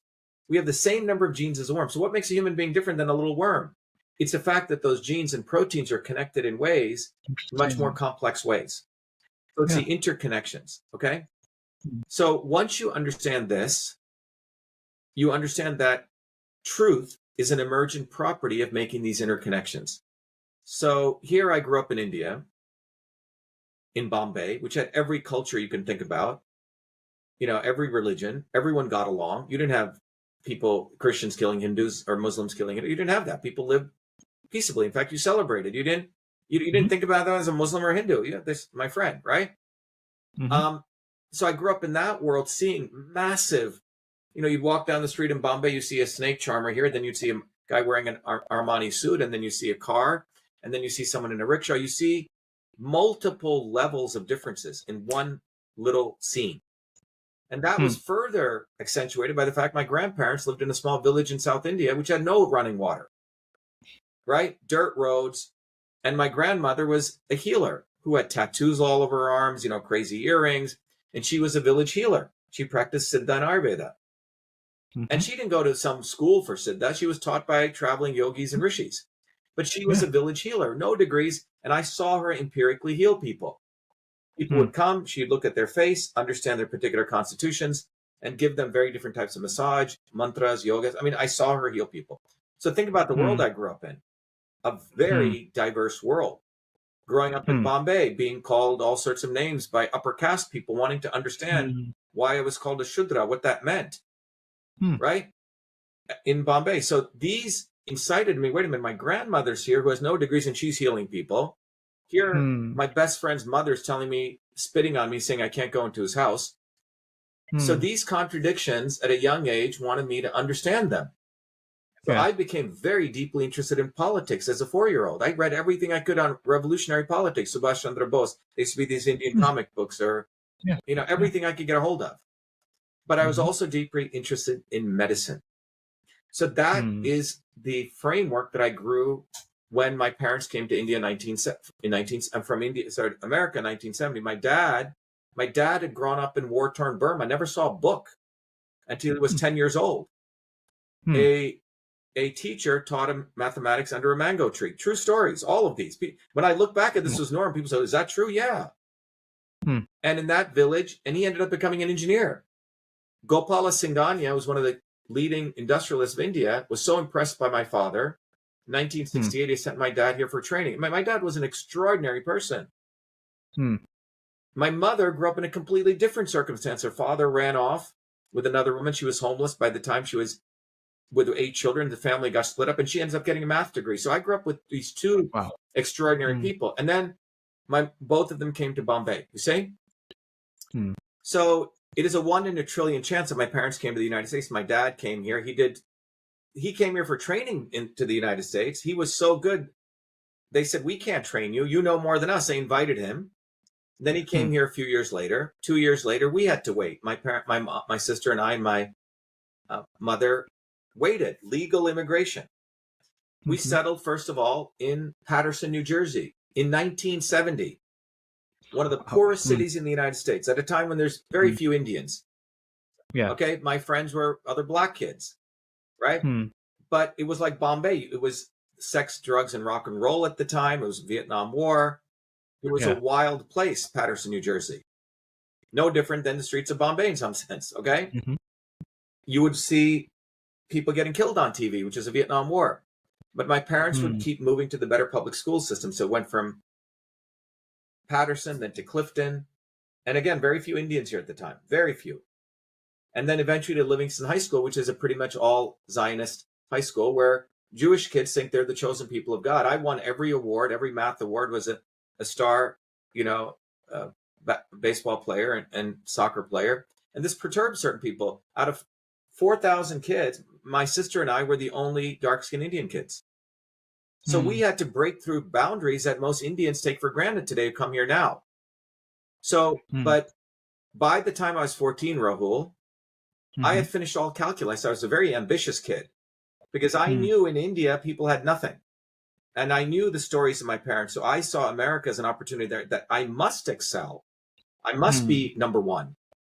So I got 800 on my SATs when the SATs were really difficult, not now. Okay? 800 out of 800. And I was a number one student. And even in that school, people would try to keep me out of exams. In one of my schools, even though I was the best kid, they would not invite me to the competition to prove that I was the best. And my mom and dad had to go fight. You see, so I grew up in that environment where we had to fight. Yeah. And my mom said you would have to get an A++ even to get an A. So I had to do much better. But that's so I grew up in an environment of having to excel to even get what I was getting. So by the 9th grade, I had finished up calculus. My high school had no more math classes. That was offered at the 12th grade. And then my mom saw a little ad in a newspaper that New York University's 1977 was going to invite 40 kids in the United States to come to New York University at the Cornell Institute of Mathematical Sciences, the #1 mathematical institute in the world. And those kids would get to learn computer science with the leading professors at NYU and graduate students. I was not the age, you had to be 16. I was 14. I applied and I got accepted. And I was the only Indian kid who went from New Jersey there. And I graduated #1 in that class. And after I finished that, I had to finish up some humanities courses. I ended up getting a full-time job at a small medical college in Newark, New Jersey, what is now known as Rutgers University. Okay. And in that university, I was given a job. And my superior, who's still alive, Dr. Michael, said, we're going to treat you as an equal. Even though you're a 14-year-old kid, we know what you can do. You have to come to work. And I was given a full-time job while finishing up. So the high school made a way that I could go into Newark 30 miles away and I could come back every day. And I was given a task initially to understand while babies were dying in their sleep, to analyze data, what you would call AI. Analysis of data to predict when a baby would stop sleeping. Because I was, again, very interested in medicine. So it's a medical school. And I proved myself doing that. And then I was given another test to convert the old-fashioned inter-office mail system, not the simple exchange of text messages. We're talking about this entire system. Many of you over the age of 40 may remember there was a paper-based system before email called, where it had the inbox, the outbox, physical folders. You actually had carbon paper. You had the typewriter. It was a very complex system how offices in the world communicated through pneumatic tubes, through people. And I was asked to convert that entire system consisting of about 100 different features, Rahul, into the electronic version. And I wrote that system in a programming language called Fortran and 8K of memory. And I named that system email as a 14-year-old kid, a term never used before. So I wrote the code, named it email. And several years later, I got the first US copyright for that invention, recognizing me as the inventor of email. Now, I was brought to be a humble Indian kid. My parents didn't have a PR team like Bill Gates' parents. I went to MIT, was on the front page of MIT when I came in. The president of MIT said, you must apply for the copyright because the US Patent Office doesn't know what software is. That's how new this was. And I did that. I was given the first US copyright, recognizing me as the inventor of email. Forgot about it. Okay. But that was revolutionary. When I was writing that email system, many of the surgeons would say, why are you doing this? I just simply like going and dictating to my secretary. She does it. But people thought it was impossible. In 1977, a bunch of the leaders in the military industrial complex, companies like Raytheon predecessors, were saying that it would be impossible to create a system like this. They were doing simple text messaging at best. Maybe a caveman version of Facebook. They did not create email. I'll come back to that. But that's what I did as a 14-year-old kid before I came to MIT, Rahul, saying that great innovations occur at the outskirts. You don't have to go to MIT. In fact, a 14-year-old boy is the one who invented TV, Philo Farnsworth. Very similar story. Okay, then you can read about him. So when I came to MIT, my interest was always in medicine. The creation of email was actually a side effect of working in that medical school. So I was very interested in figuring out how my grandmother was able to observe your face and diagnose you. So I started doing lots of many different research papers and my master's and my PhD in different areas of pattern analysis. really the foundations of AI in the 1990s. Okay, most of this AI stuff has been done in the 60s. It's really sort of passé in some ways, okay, from a science standpoint. So I ended up creating another company because I created a set of algorithms to automatically analyze all different kinds of patterns. I ended up winning a White House contest to analyze President Clinton's email. So between 1978 to 1993, email was an office application. Some people may not know this. In local area networks, you don't need the internet for email, right? So the email I created started showing up in other ways. Eudora, AOL, when the web came, email became a web-based app, okay? And that's when it became a consumer app, but email was predominantly used in the office environment because it was a print version going to the electronic version. Clinton was starting to get lots of email correspondence, and they had to have interns automatically reading and processing this. They would print out the email. This is how new this was. So the White House ran a contest to automatically analyze email and route it. I ended up winning that as a graduate student. I left MIT and I started a company called EchoMail, which was revolutionary. An AI-based system to read email, route it for customer service. Won many awards. We grew that to around a $250 million company. Again, radical. And we ran it in the cloud in 1993. Companies would log in and they would process their email using our technology.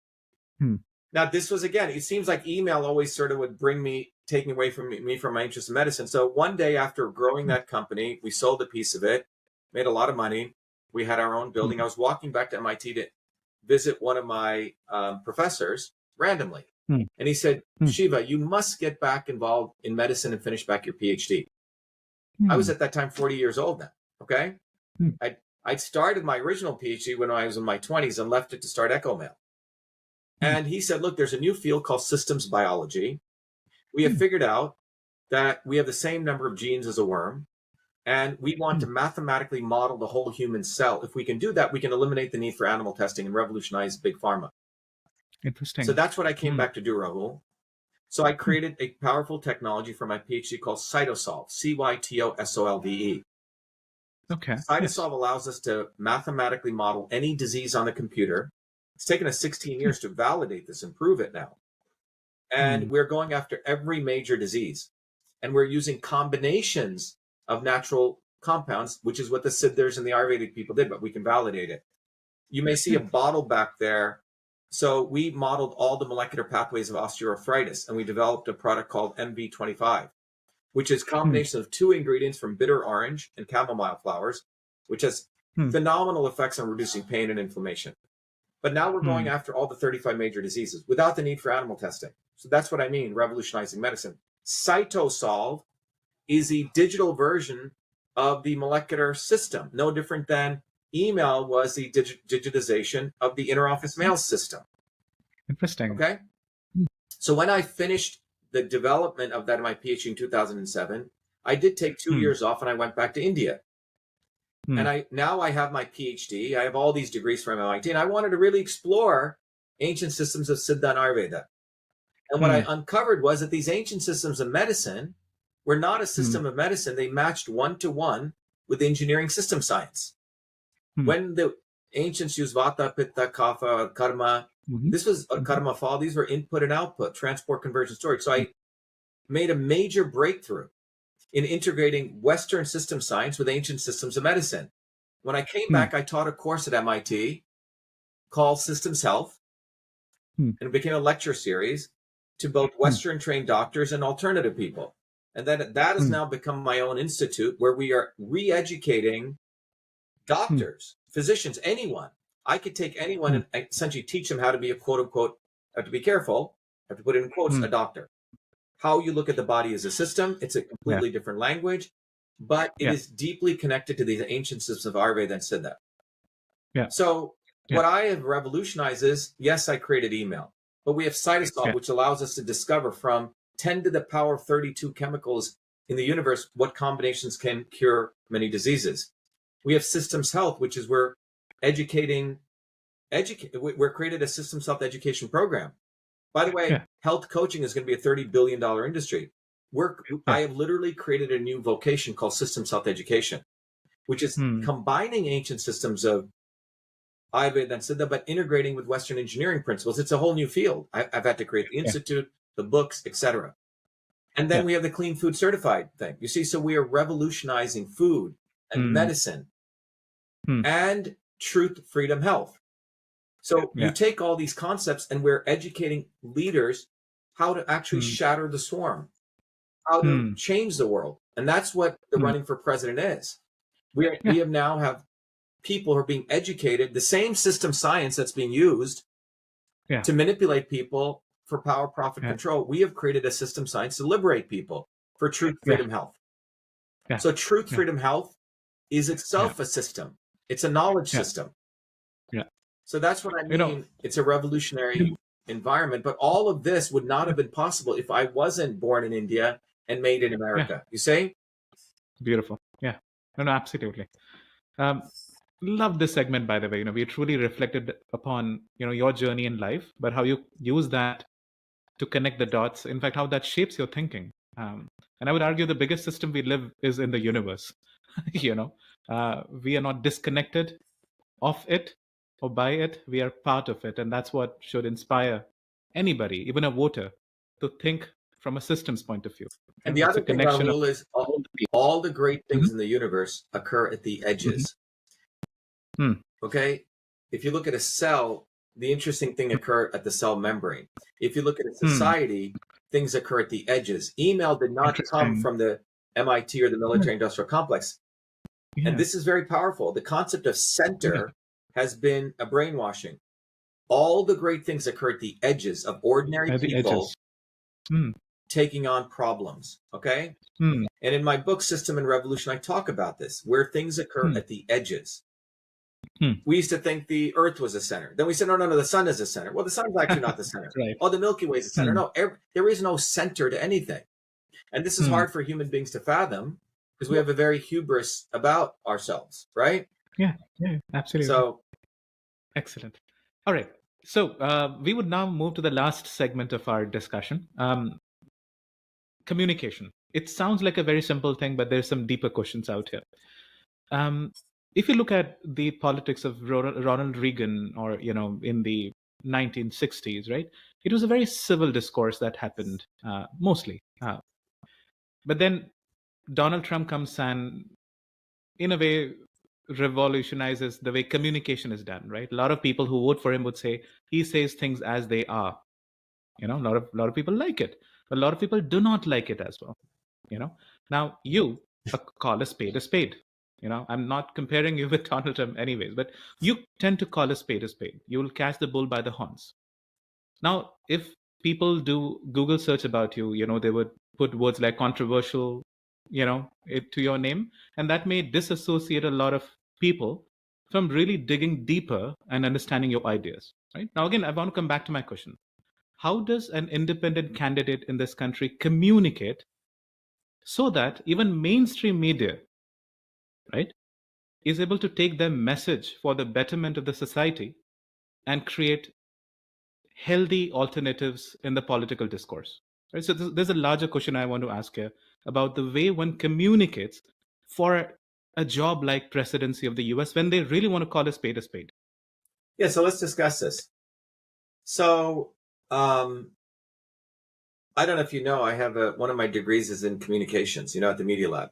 Yeah. So this is something, so if you look at the history of communications, the original way people communicated, Rahul, was we would sit around a fire and people would tell stories, epic stories. My grandmother in that village, I would lie in her lap and she would tell me stories that would go on for 2 hours, a Ramayana or Mahabharata or something, right? They're amazing stories. So human beings actually like long form stories. Now, in the early 1900s, Edward Bernays came up with this concept of the soundbite. And those in power realized that they needed to manipulate people. They did not want people to actually be intelligent anymore. So the model of advertising emerges, the 30-second soundbite. And that model of communications was to make people become the entertained or be consumers or watch, you see? And so if you wanted to make people consumers and not participants, you needed to reduce them to sound bites, quick fix statements, okay? Yeah. But behind those quick fix statements were actually nothing. This is very different than where you have a quick fix statement, but it leads you to a thread to something larger. Okay. Now, as someone who studied communication, I used to teach one of the most popular communication classes at MIT called systems visualization. The way I look at it is you have the long form story. I call it an information pyramid, the deep story. Okay. For example, how the few control the many. It's a very complex story. And then you have to bring it to a level, let's say people may not have 2 hours to watch a YouTube video. Then you have to bring it to maybe a diagram, an infographic, a quick movie, a 15-minute version. Then you may have to bring it to a one-liner, right? Shatter the swarm. You see? Now, I am doing something that Donald Trump has no depth. His goal is to be the Edward Bernays model of just saying something crazy to get attention. So when I met with him for 2 hours after, I know this guy, he's used a lot of my stuff to raise his $500 million. As he was talking, oh, let me use that. That's a great slogan. Let me use that. So he's in the Edward Bernays model. Now, I don't think I can curse on your show, right? I don't want to. But I came up with the term that I'm the only candidate who's not a Zionist, and you can fill it in. Okay? You can find it. That went viral. But behind that statement is a 2-hour video explaining what Zionism is. Yeah. So I have the breadth of communication where I can make it into a soundbite. Be poetic about it. Our slogan, Jason, do you have one of our cards? Maybe Jason. Our card says save yourself. It's got a picture of me, learn how to fight. That's okay. But that is a leading message. But behind that card is a graphs. And then it says, now you have a little card, which this much real estate, but it drives people to shatter the swarm. Yeah. A 15-minute video. Then they can go see a 1-hour version. You see, that's an information pyramid. So my communication is much more deliberate, artistic, and educational. It is not just to simply say nonsense so you can own the griftosphere. You see? That's what Trump does. And Trump has nothing backing it except playing the theatrical games. And that's what he does. He's taken Edward Bernays into a way because he's about advertising. Trump is not a businessman. The way he's a businessman, he holds a phone like this. Friends of mine who work for him know about him. He's been bankrupt. He did casinos, which are basically money laundering operations. He was put on the track to become president by Wilbur Ross. Okay? So you have to understand these people are not real. My communications, you can go look at my videos. They're 2-hour videos and people watch them. And then I create this small segment and then I have to have a small slogan. So the slogan is beyond vax and anti-vax. Boost your immune system. What do you mean by that? Well, I teach people how does vitamin D, and then you go down to the depths. I teach people molecular systems. What other quote unquote politician is doing that? They can't. They don't have the skills. They didn't put in the time. They watch polls. Someone says, say this, lock her up. Did Trump lock anyone up? No, he locked his people up, right? So, in the ancient systems of yoga and meditation, Rahul, the great Rishi said we have 3 types of intelligence. The instinctive mind, which is the lower chakras. The intellectual mind, which is the mind of logic and using math and, A and B and C, this kind of stuff. And then we have the intuitive mind. Now, these people go at the instinctive mind, the lowest points, and they want people to act, react. I have set up a way that we have all 3, right? So when people come through our journey, you watch Shatter the Swarm, or you see Save Yourself, or you see why does Dr.SHIVA attacking the Zionists, but then I lead you immediately understand why. And then we bring you into this larger area of system thinking. So I'm giving people to go from kindergarten level all the way up to a PhD level of consciousness. That is what Truth, Freedom, and Health is. They're not doing that. They want to rob the person of their money. Trump used all of my material showing the actualities of election fraud. And then Mike Lindell used my material, Make It Wackadoodle, to sell pillows. There are substantial things, but Trump used it to raise $500 million, of which he only spent 9. We don't know where the other 491 million went. You see? So I think my communication, I do a lot of these whiteboard communications, very quick. So people, so I want to respect my audience. but I have to figure out a way to crack the code. And I figured that out. That shattertheswarm.com video, anyone can understand it. And it's illuminating, it's deep. It does not take advantage of my audience. But people say, holy shit, this is the kind of guy that should be the president. How much did I learn in 15 minutes? Yeah. And that's what I do. And I have a talent for doing that, of taking very complex things. I could do a soundbite. I could call you the best 4-letter words like Booby effing Kennedy, what he is. But I can teach you why we created a website called rfkexposed.com. We lead you into why I call him that, why people should understand he's a charlatan. You say? Yeah. So, but they don't do that. They just give you a soundbite and they have you fighting all day at the instinctive level. I bring you up through the higher chakras in some ways. Sure. Thank you for explaining that, Dr. Shiva. That brings us to the last question, the identity of being Indian American. And there's a context to it. I'll begin by saying, USA is a country of immigrants. First, of course, there were English pioneers. But then, of course, there were Irish Americans that went through their own level of acceptance in the society. And then Italian Americans. We are here in Boston, so very Irish and Italian city. But then now we have Indian Americans being active in politics, entertainment, what have you. Now, I'm sure we would have a listener here from Nebraska, Iowa, heartland of America. We would also have listeners in Indians who are either supporting, Trump or Kamala. I want to reflect back on an immigrant who came to the US at the age of 7, which is you, became a naturalized citizen. You talk about ancient Indian knowledge, but I want to go beyond silos of being Indian, right? But rather be in the realm of philosophy and ideas, right? Talk to that voter in Nebraska and Iowa, or that Indian American voter in Florida or Boston, about the identity of being Indian American, right? And how we would relate with their interests, their way of life, their world, and be a precedent for them. So, Rahul, I'm 60 years old, okay? People need to understand I've been here for 53 years. So my life, my journey is very different than Kamala Harris's journey, who was sitting in Montreal learning French, okay? I grew up in working class neighborhoods. I played baseball, right? I was, in fact, such a good pitcher, I could have gone on to the major leagues. So I grew up as an American. I was made in this country. Now, my running mate is from Nebraska, from the heartland of Nebraska. Okay? So I grew up in New Jersey at the time where there were no Indians.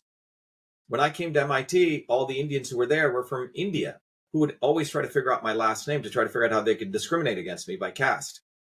So my friends at MIT were poor white kids, Hispanic kids, Black kids. Okay? So it's been a very different journey. It's not like you have a lot of Indians today. Okay?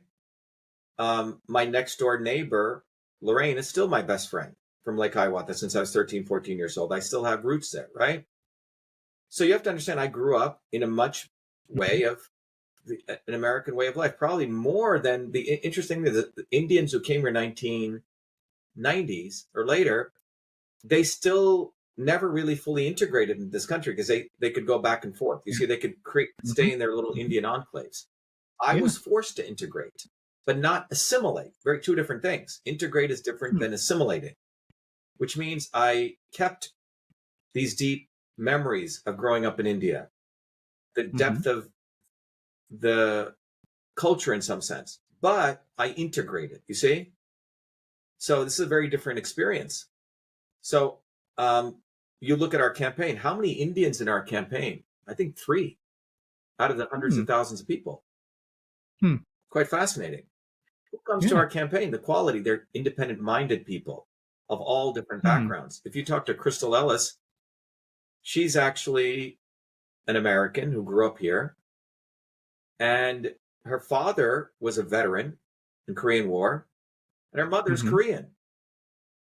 And most of our leaders all over the United States are all Americans. They don't view me as an Indian American or an American as an Indian. They view me as a fighter who has their interests at heart, you see? Yeah. So what has happened is that those in power have always wanted to bucket people because it is a way of manipulating through exploitation, particularly So if you're an Indian, you must talk like this, sit under a yoga tree and meditate, right? Or if you're a blonde woman, you must be dumb. Or if you're a white person, you must be a redneck who likes to beat up black people. I mean, these are things that they've created. Or if you're Chinese, you must know Kung Fu. And if you look at the stereotypes, this is what's done. And this is the real racism. It's to take people and put them into little buckets. Okay? Right. The problem I think people have had with me is, on the one hand, wait a minute, he has a degree from MIT. Why is he using 4-letter words? He says this doesn't compute, right? Because people have these notions of people in their nice little buckets. Oh, you're a scientist. You must be a nerd. You can't be strong. You must probably be bent over with little glasses and have a squeaky voice and, you know, make real weird twitches. And I saw, by the way, when I came to MIT, I'd see absolutely healthy kids in 1 year start developing these behaviors. Interesting. To act like they're intelligent. Okay? So we have created these behavioral things of what it means to be anyone or anything. And once you put people into that bucket, you can say, oh, you get paid only $5 an hour. You're a woman. And you get paid $2 an hour. Or you can be a celebrity. You can be this. You see, it's all very beautifully bucketed. And then you can market to those people through consumer marketing. So that's where all of this comes from. It comes from the Edward Bernays model of creating target market groups, putting people into those groups and keeping them in those groups. It's much better model of control. So that is, from a philosophy standpoint, people need to understand this. And so many, many years ago, 1993, when I was doing my research in a field called information cybernetics, a field that I had created for my PhD work, it's really predecessor of all this modern AI stuff. I had a dream. I woke up in the dream. In the dream, I'm pretty awoke. It was a very lucid dream, and I'm sitting next to a robot that looks like me. And the question that goes in my mind is, what is the difference between me and that robot? This will occur one day. There will be a robot that will look like you. It can have all these mannerisms. It'll have emotions, what's called effective computing. So the issue is, what is the difference between this thing you call a robot and you? It's a very deeply philosophical question. And the conclusion I came to is, a human is something that can experience loss or a deep sense of love. Okay? And without those two things, a robot may be able to experience this. And there are humans who don't experience that. Are they really human? They're robotic. And I would argue there are many humans who are robots. Oh, I grew up in this family. I'm an Indian. And I was told this and this. And they just continue that robotic trend. At a certain point in life, you must ask, what am I? Who am I? You're grown up as a Catholic doing certain rituals. Oh, am I that? Or you're grown up as a Muslim. Or you're grown up as this or whatever. These are all cultural programmings, that the firmware that you were given. But you are not that. And at a certain point, people have to ask, who am I? What is the meaning of life? What does existence mean? What does meaning mean? And these questions are important questions people must delve into. And if people don't ask those questions, in my view, they're robots. They're just following a robotic pattern. Now, I was forced to ask those questions because of this very diverse environment. I remember coming here in 1970 and then going back to India in 1975 when my grandmother was dying, back to that village. And I remember seeing everyone had no shoes. My aunt lived in a little hut. And that's when it dawned upon me, holy shit, in 24 hours, I'm going to go to a different world on a TWA flight. And these people are going to live here. And they love me deeply. And I remember leaving the train station, those old caboose trains, and my grandparents coming to see me, crying. And I realized how much love they had for me. And it was that instant, literally, I can't explain it, but energy flew from the top of my head to the bottom of my spine. And it said, you must do something. You must not be a parasite.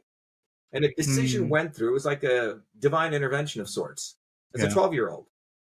That it would be reckless if I went back and I did not understand why they worked so hard in the fields and they were barely surviving.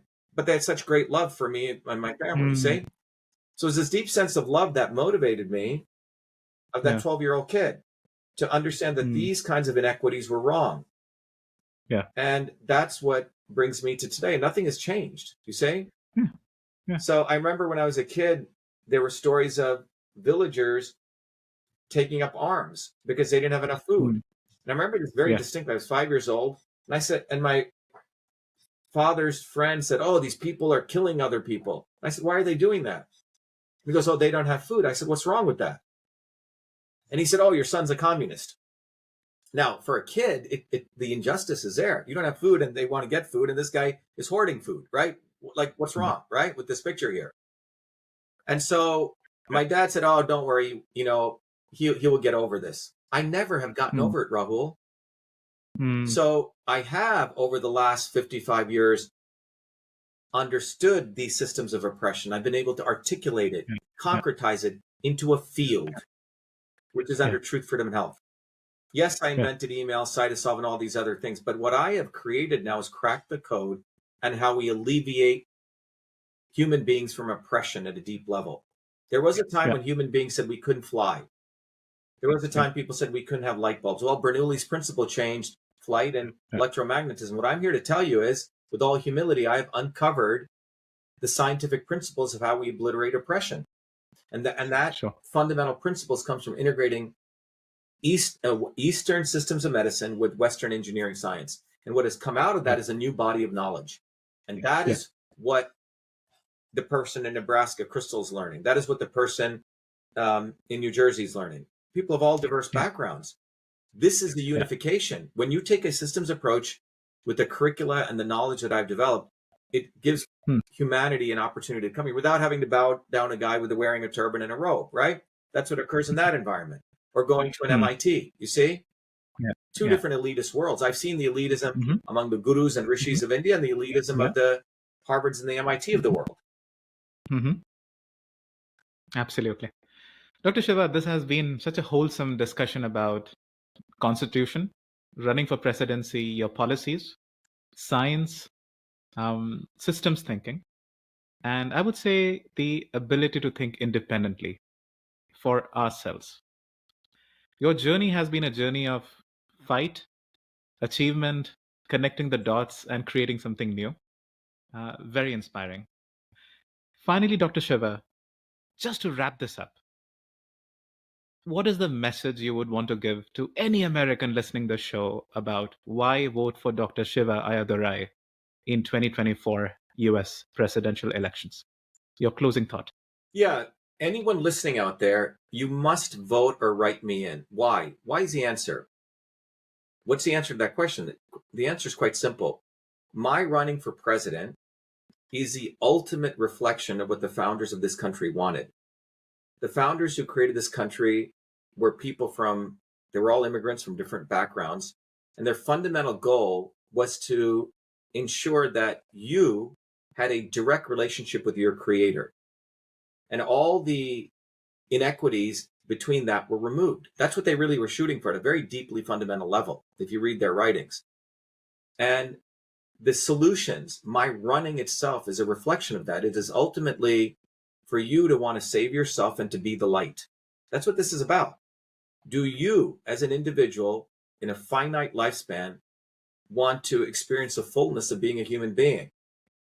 And if you think it's about Trump versus Kamala Harris, who haven't even delved into this, they're about making billions, exploiting people, serving genocide, and essentially exploiting the humanity of most people to dumb people down. It is a path that has nothing to do with what, in my view, what any type of creator wanted for you. So our movement, my running for president, gives people an opportunity to say, wait a minute, what does winning really mean? What is winning now? Winning is you. So our slogan is save yourself. No one is coming to save you. Now, this is a much higher standard for being an American.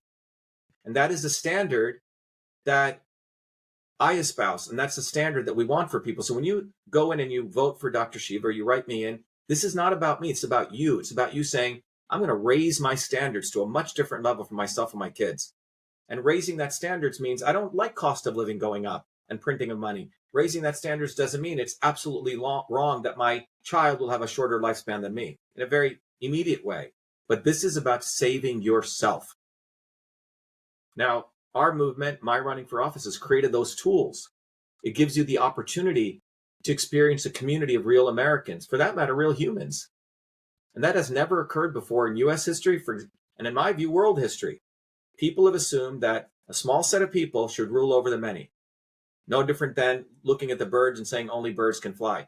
That is a fundamental aspect of my running for president. It offers people completely a new possibility of themselves. So you're not voting for me. The victory is you getting to that and raising your standards. Dr. Shiva, with that, we wrap up the podcast. Everybody, thank you for joining our show. Hopefully you enjoyed the discussion. It was a very invigorating and reflective discussion. Thank you, Dr. Shiva. Closing the podcast now. Thank you very much, Rahul. Be the light. Who would have ever thought I'd be running for president of the United States of America? I was born a low-caste untouchable in India's caste system, a system of aristocracy, oppression, and racism. My name is Dr. Shiva Ayyadurai. I'm an MIT PhD, a Fulbright scholar, a scientist, engineer, entrepreneur, and inventor. My family and I left India to come to America on my 7th birthday. I grew up in the working-class neighborhoods of New Jersey, playing baseball, mowing lawns, painting houses, and coding software.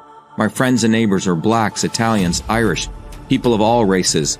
As a 14-year-old, I wrote 50,000 lines of software code to create the world's first email system and was awarded the first U.S. copyright for email, recognizing me as its official inventor at a time when copyright was the only way to protect software inventions. I did that long before I ever came to MIT, revealing that big innovations can occur anytime, any place, by anybody. Growing up, I saw politicians dividing us by race and religion in both America and India, to have us fighting each other while they remained safe in their gated communities and in their playgrounds of Hollywood, Martha's Vineyard, and Silicon Valley. I'm a fighter. I fought racism and exposed their imperialist wars, fought for workers, and put my life on the line against global corruption.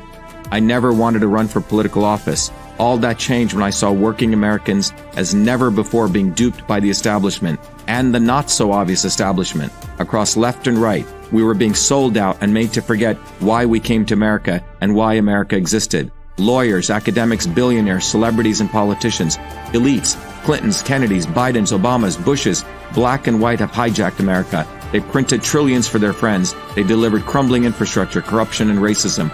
They've transferred trillions to themselves, dividing black and white, fear-mongering, and fake science.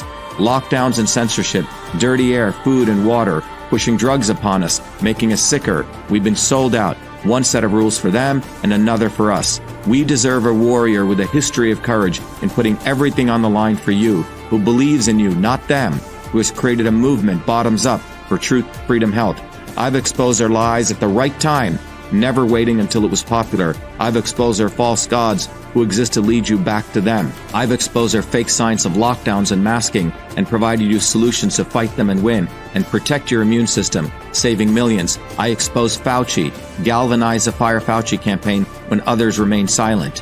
When they stole our election, we sued the government and Twitter in our historic 2020 federal lawsuit, exposing in bare view the government and big tech censorship infrastructure, the unholy alliance between government and social media companies. Where was Elon and his grifters? They stood by the sidelines and did nothing. They did not use their megaphones to help us when it could have made a big difference. Now our movement grows for truth, freedom, health, independent of all of them. Every day millions are learning the science of systems, the knowledge the elites do not want you to have, so you may learn how to think, stand up, and fight, independent of the establishment of left and right and their fake heroes. Now it's time for you to join the movement, to win back America, to win back truth, win back freedom, win back your health. That's why I'm running for President of the United States. This race is about you. This race is about truth, freedom, health versus power, profit, control. We've had enough. They think we'll fall in line and vote again for their lawyers, celebrities, billionaires, and chosen ones from above. We choose our heroes from below, from the rank and file, who do what is right at the right time, not when it's convenient and popular. They can never represent us. What America needs is a movement by the working people, for the working people, who are educated, organized, decentralized, and fight for independence from their systems of control. And that movement exists. It's ready for you. We don't need them. We need us to go bottoms up, neighbor to neighbor. My journey, your journey are all the same. It's our time. It's time we had one of us. It's time to win back truth, freedom, health, to win back America. Be part of this historic movement, all the way to our victory on November 5th, 2024. If you're an American citizen, pledge your vote now for Dr. Shiva Ayyadurai, the independent candidate for U.S. President. No matter where you live, you can be a part of this. Volunteer as little as 20 minutes a day. Don't delay. This is Dr. Shiva Ayyadurai, and I approve this message, paid for by Dr. Shiva for President.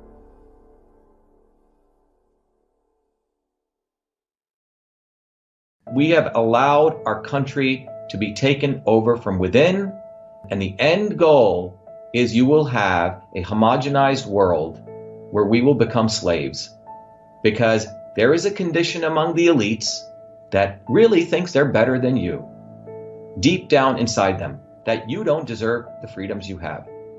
They don't. This reality is what people need to wake up to, and we need to all unite working people.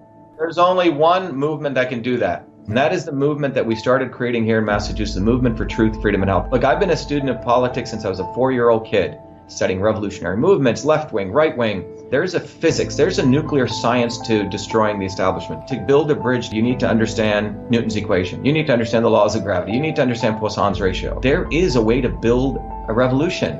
And that's why I put this together. My goal is to train an army of truth, freedom, and health leaders. We don't need followers like social media. We need leaders, but they need training because the educational system does not teach them history, nothing. So in 3 hours, that's what I've started doing. That's the solution. We got to train people. First, with understanding what a system is, the dynamics of all systems that affect nature. The second is understanding the interconnection between truth, freedom, and health. Freedom is the ability to move freely, communicate freely, talk freely. Without freedom, you cannot convert ideas, hypothesis into truth, which is science.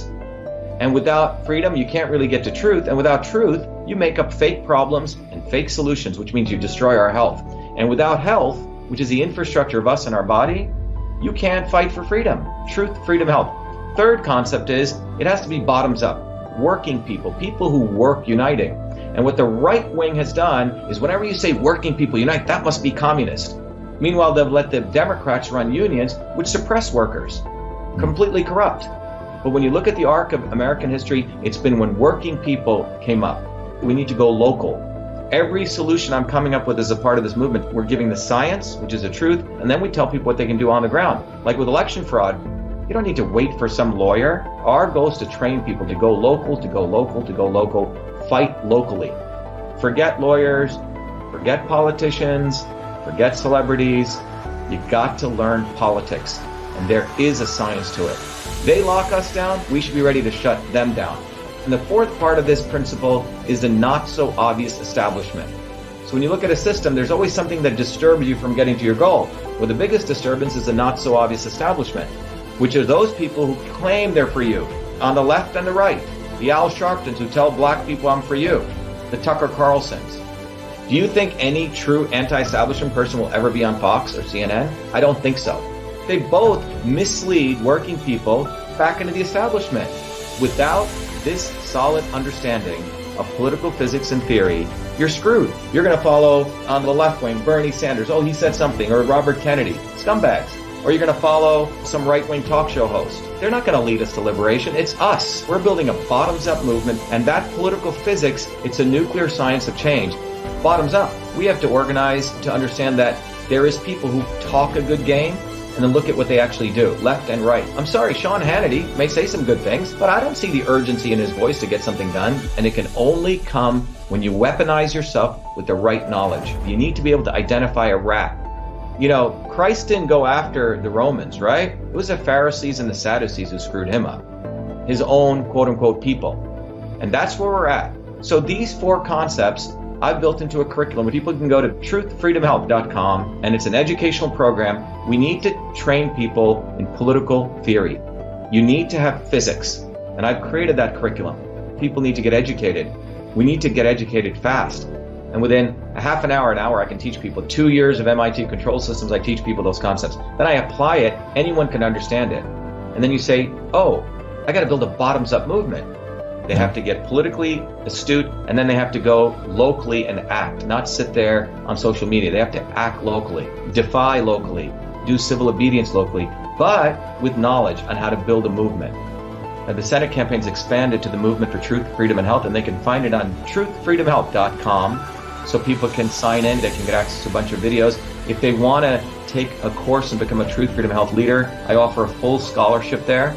But we want people to make a commitment that they'll study, that they'll get certified, that they'll go do activities on the ground. So go to truthfreedomhealth.com.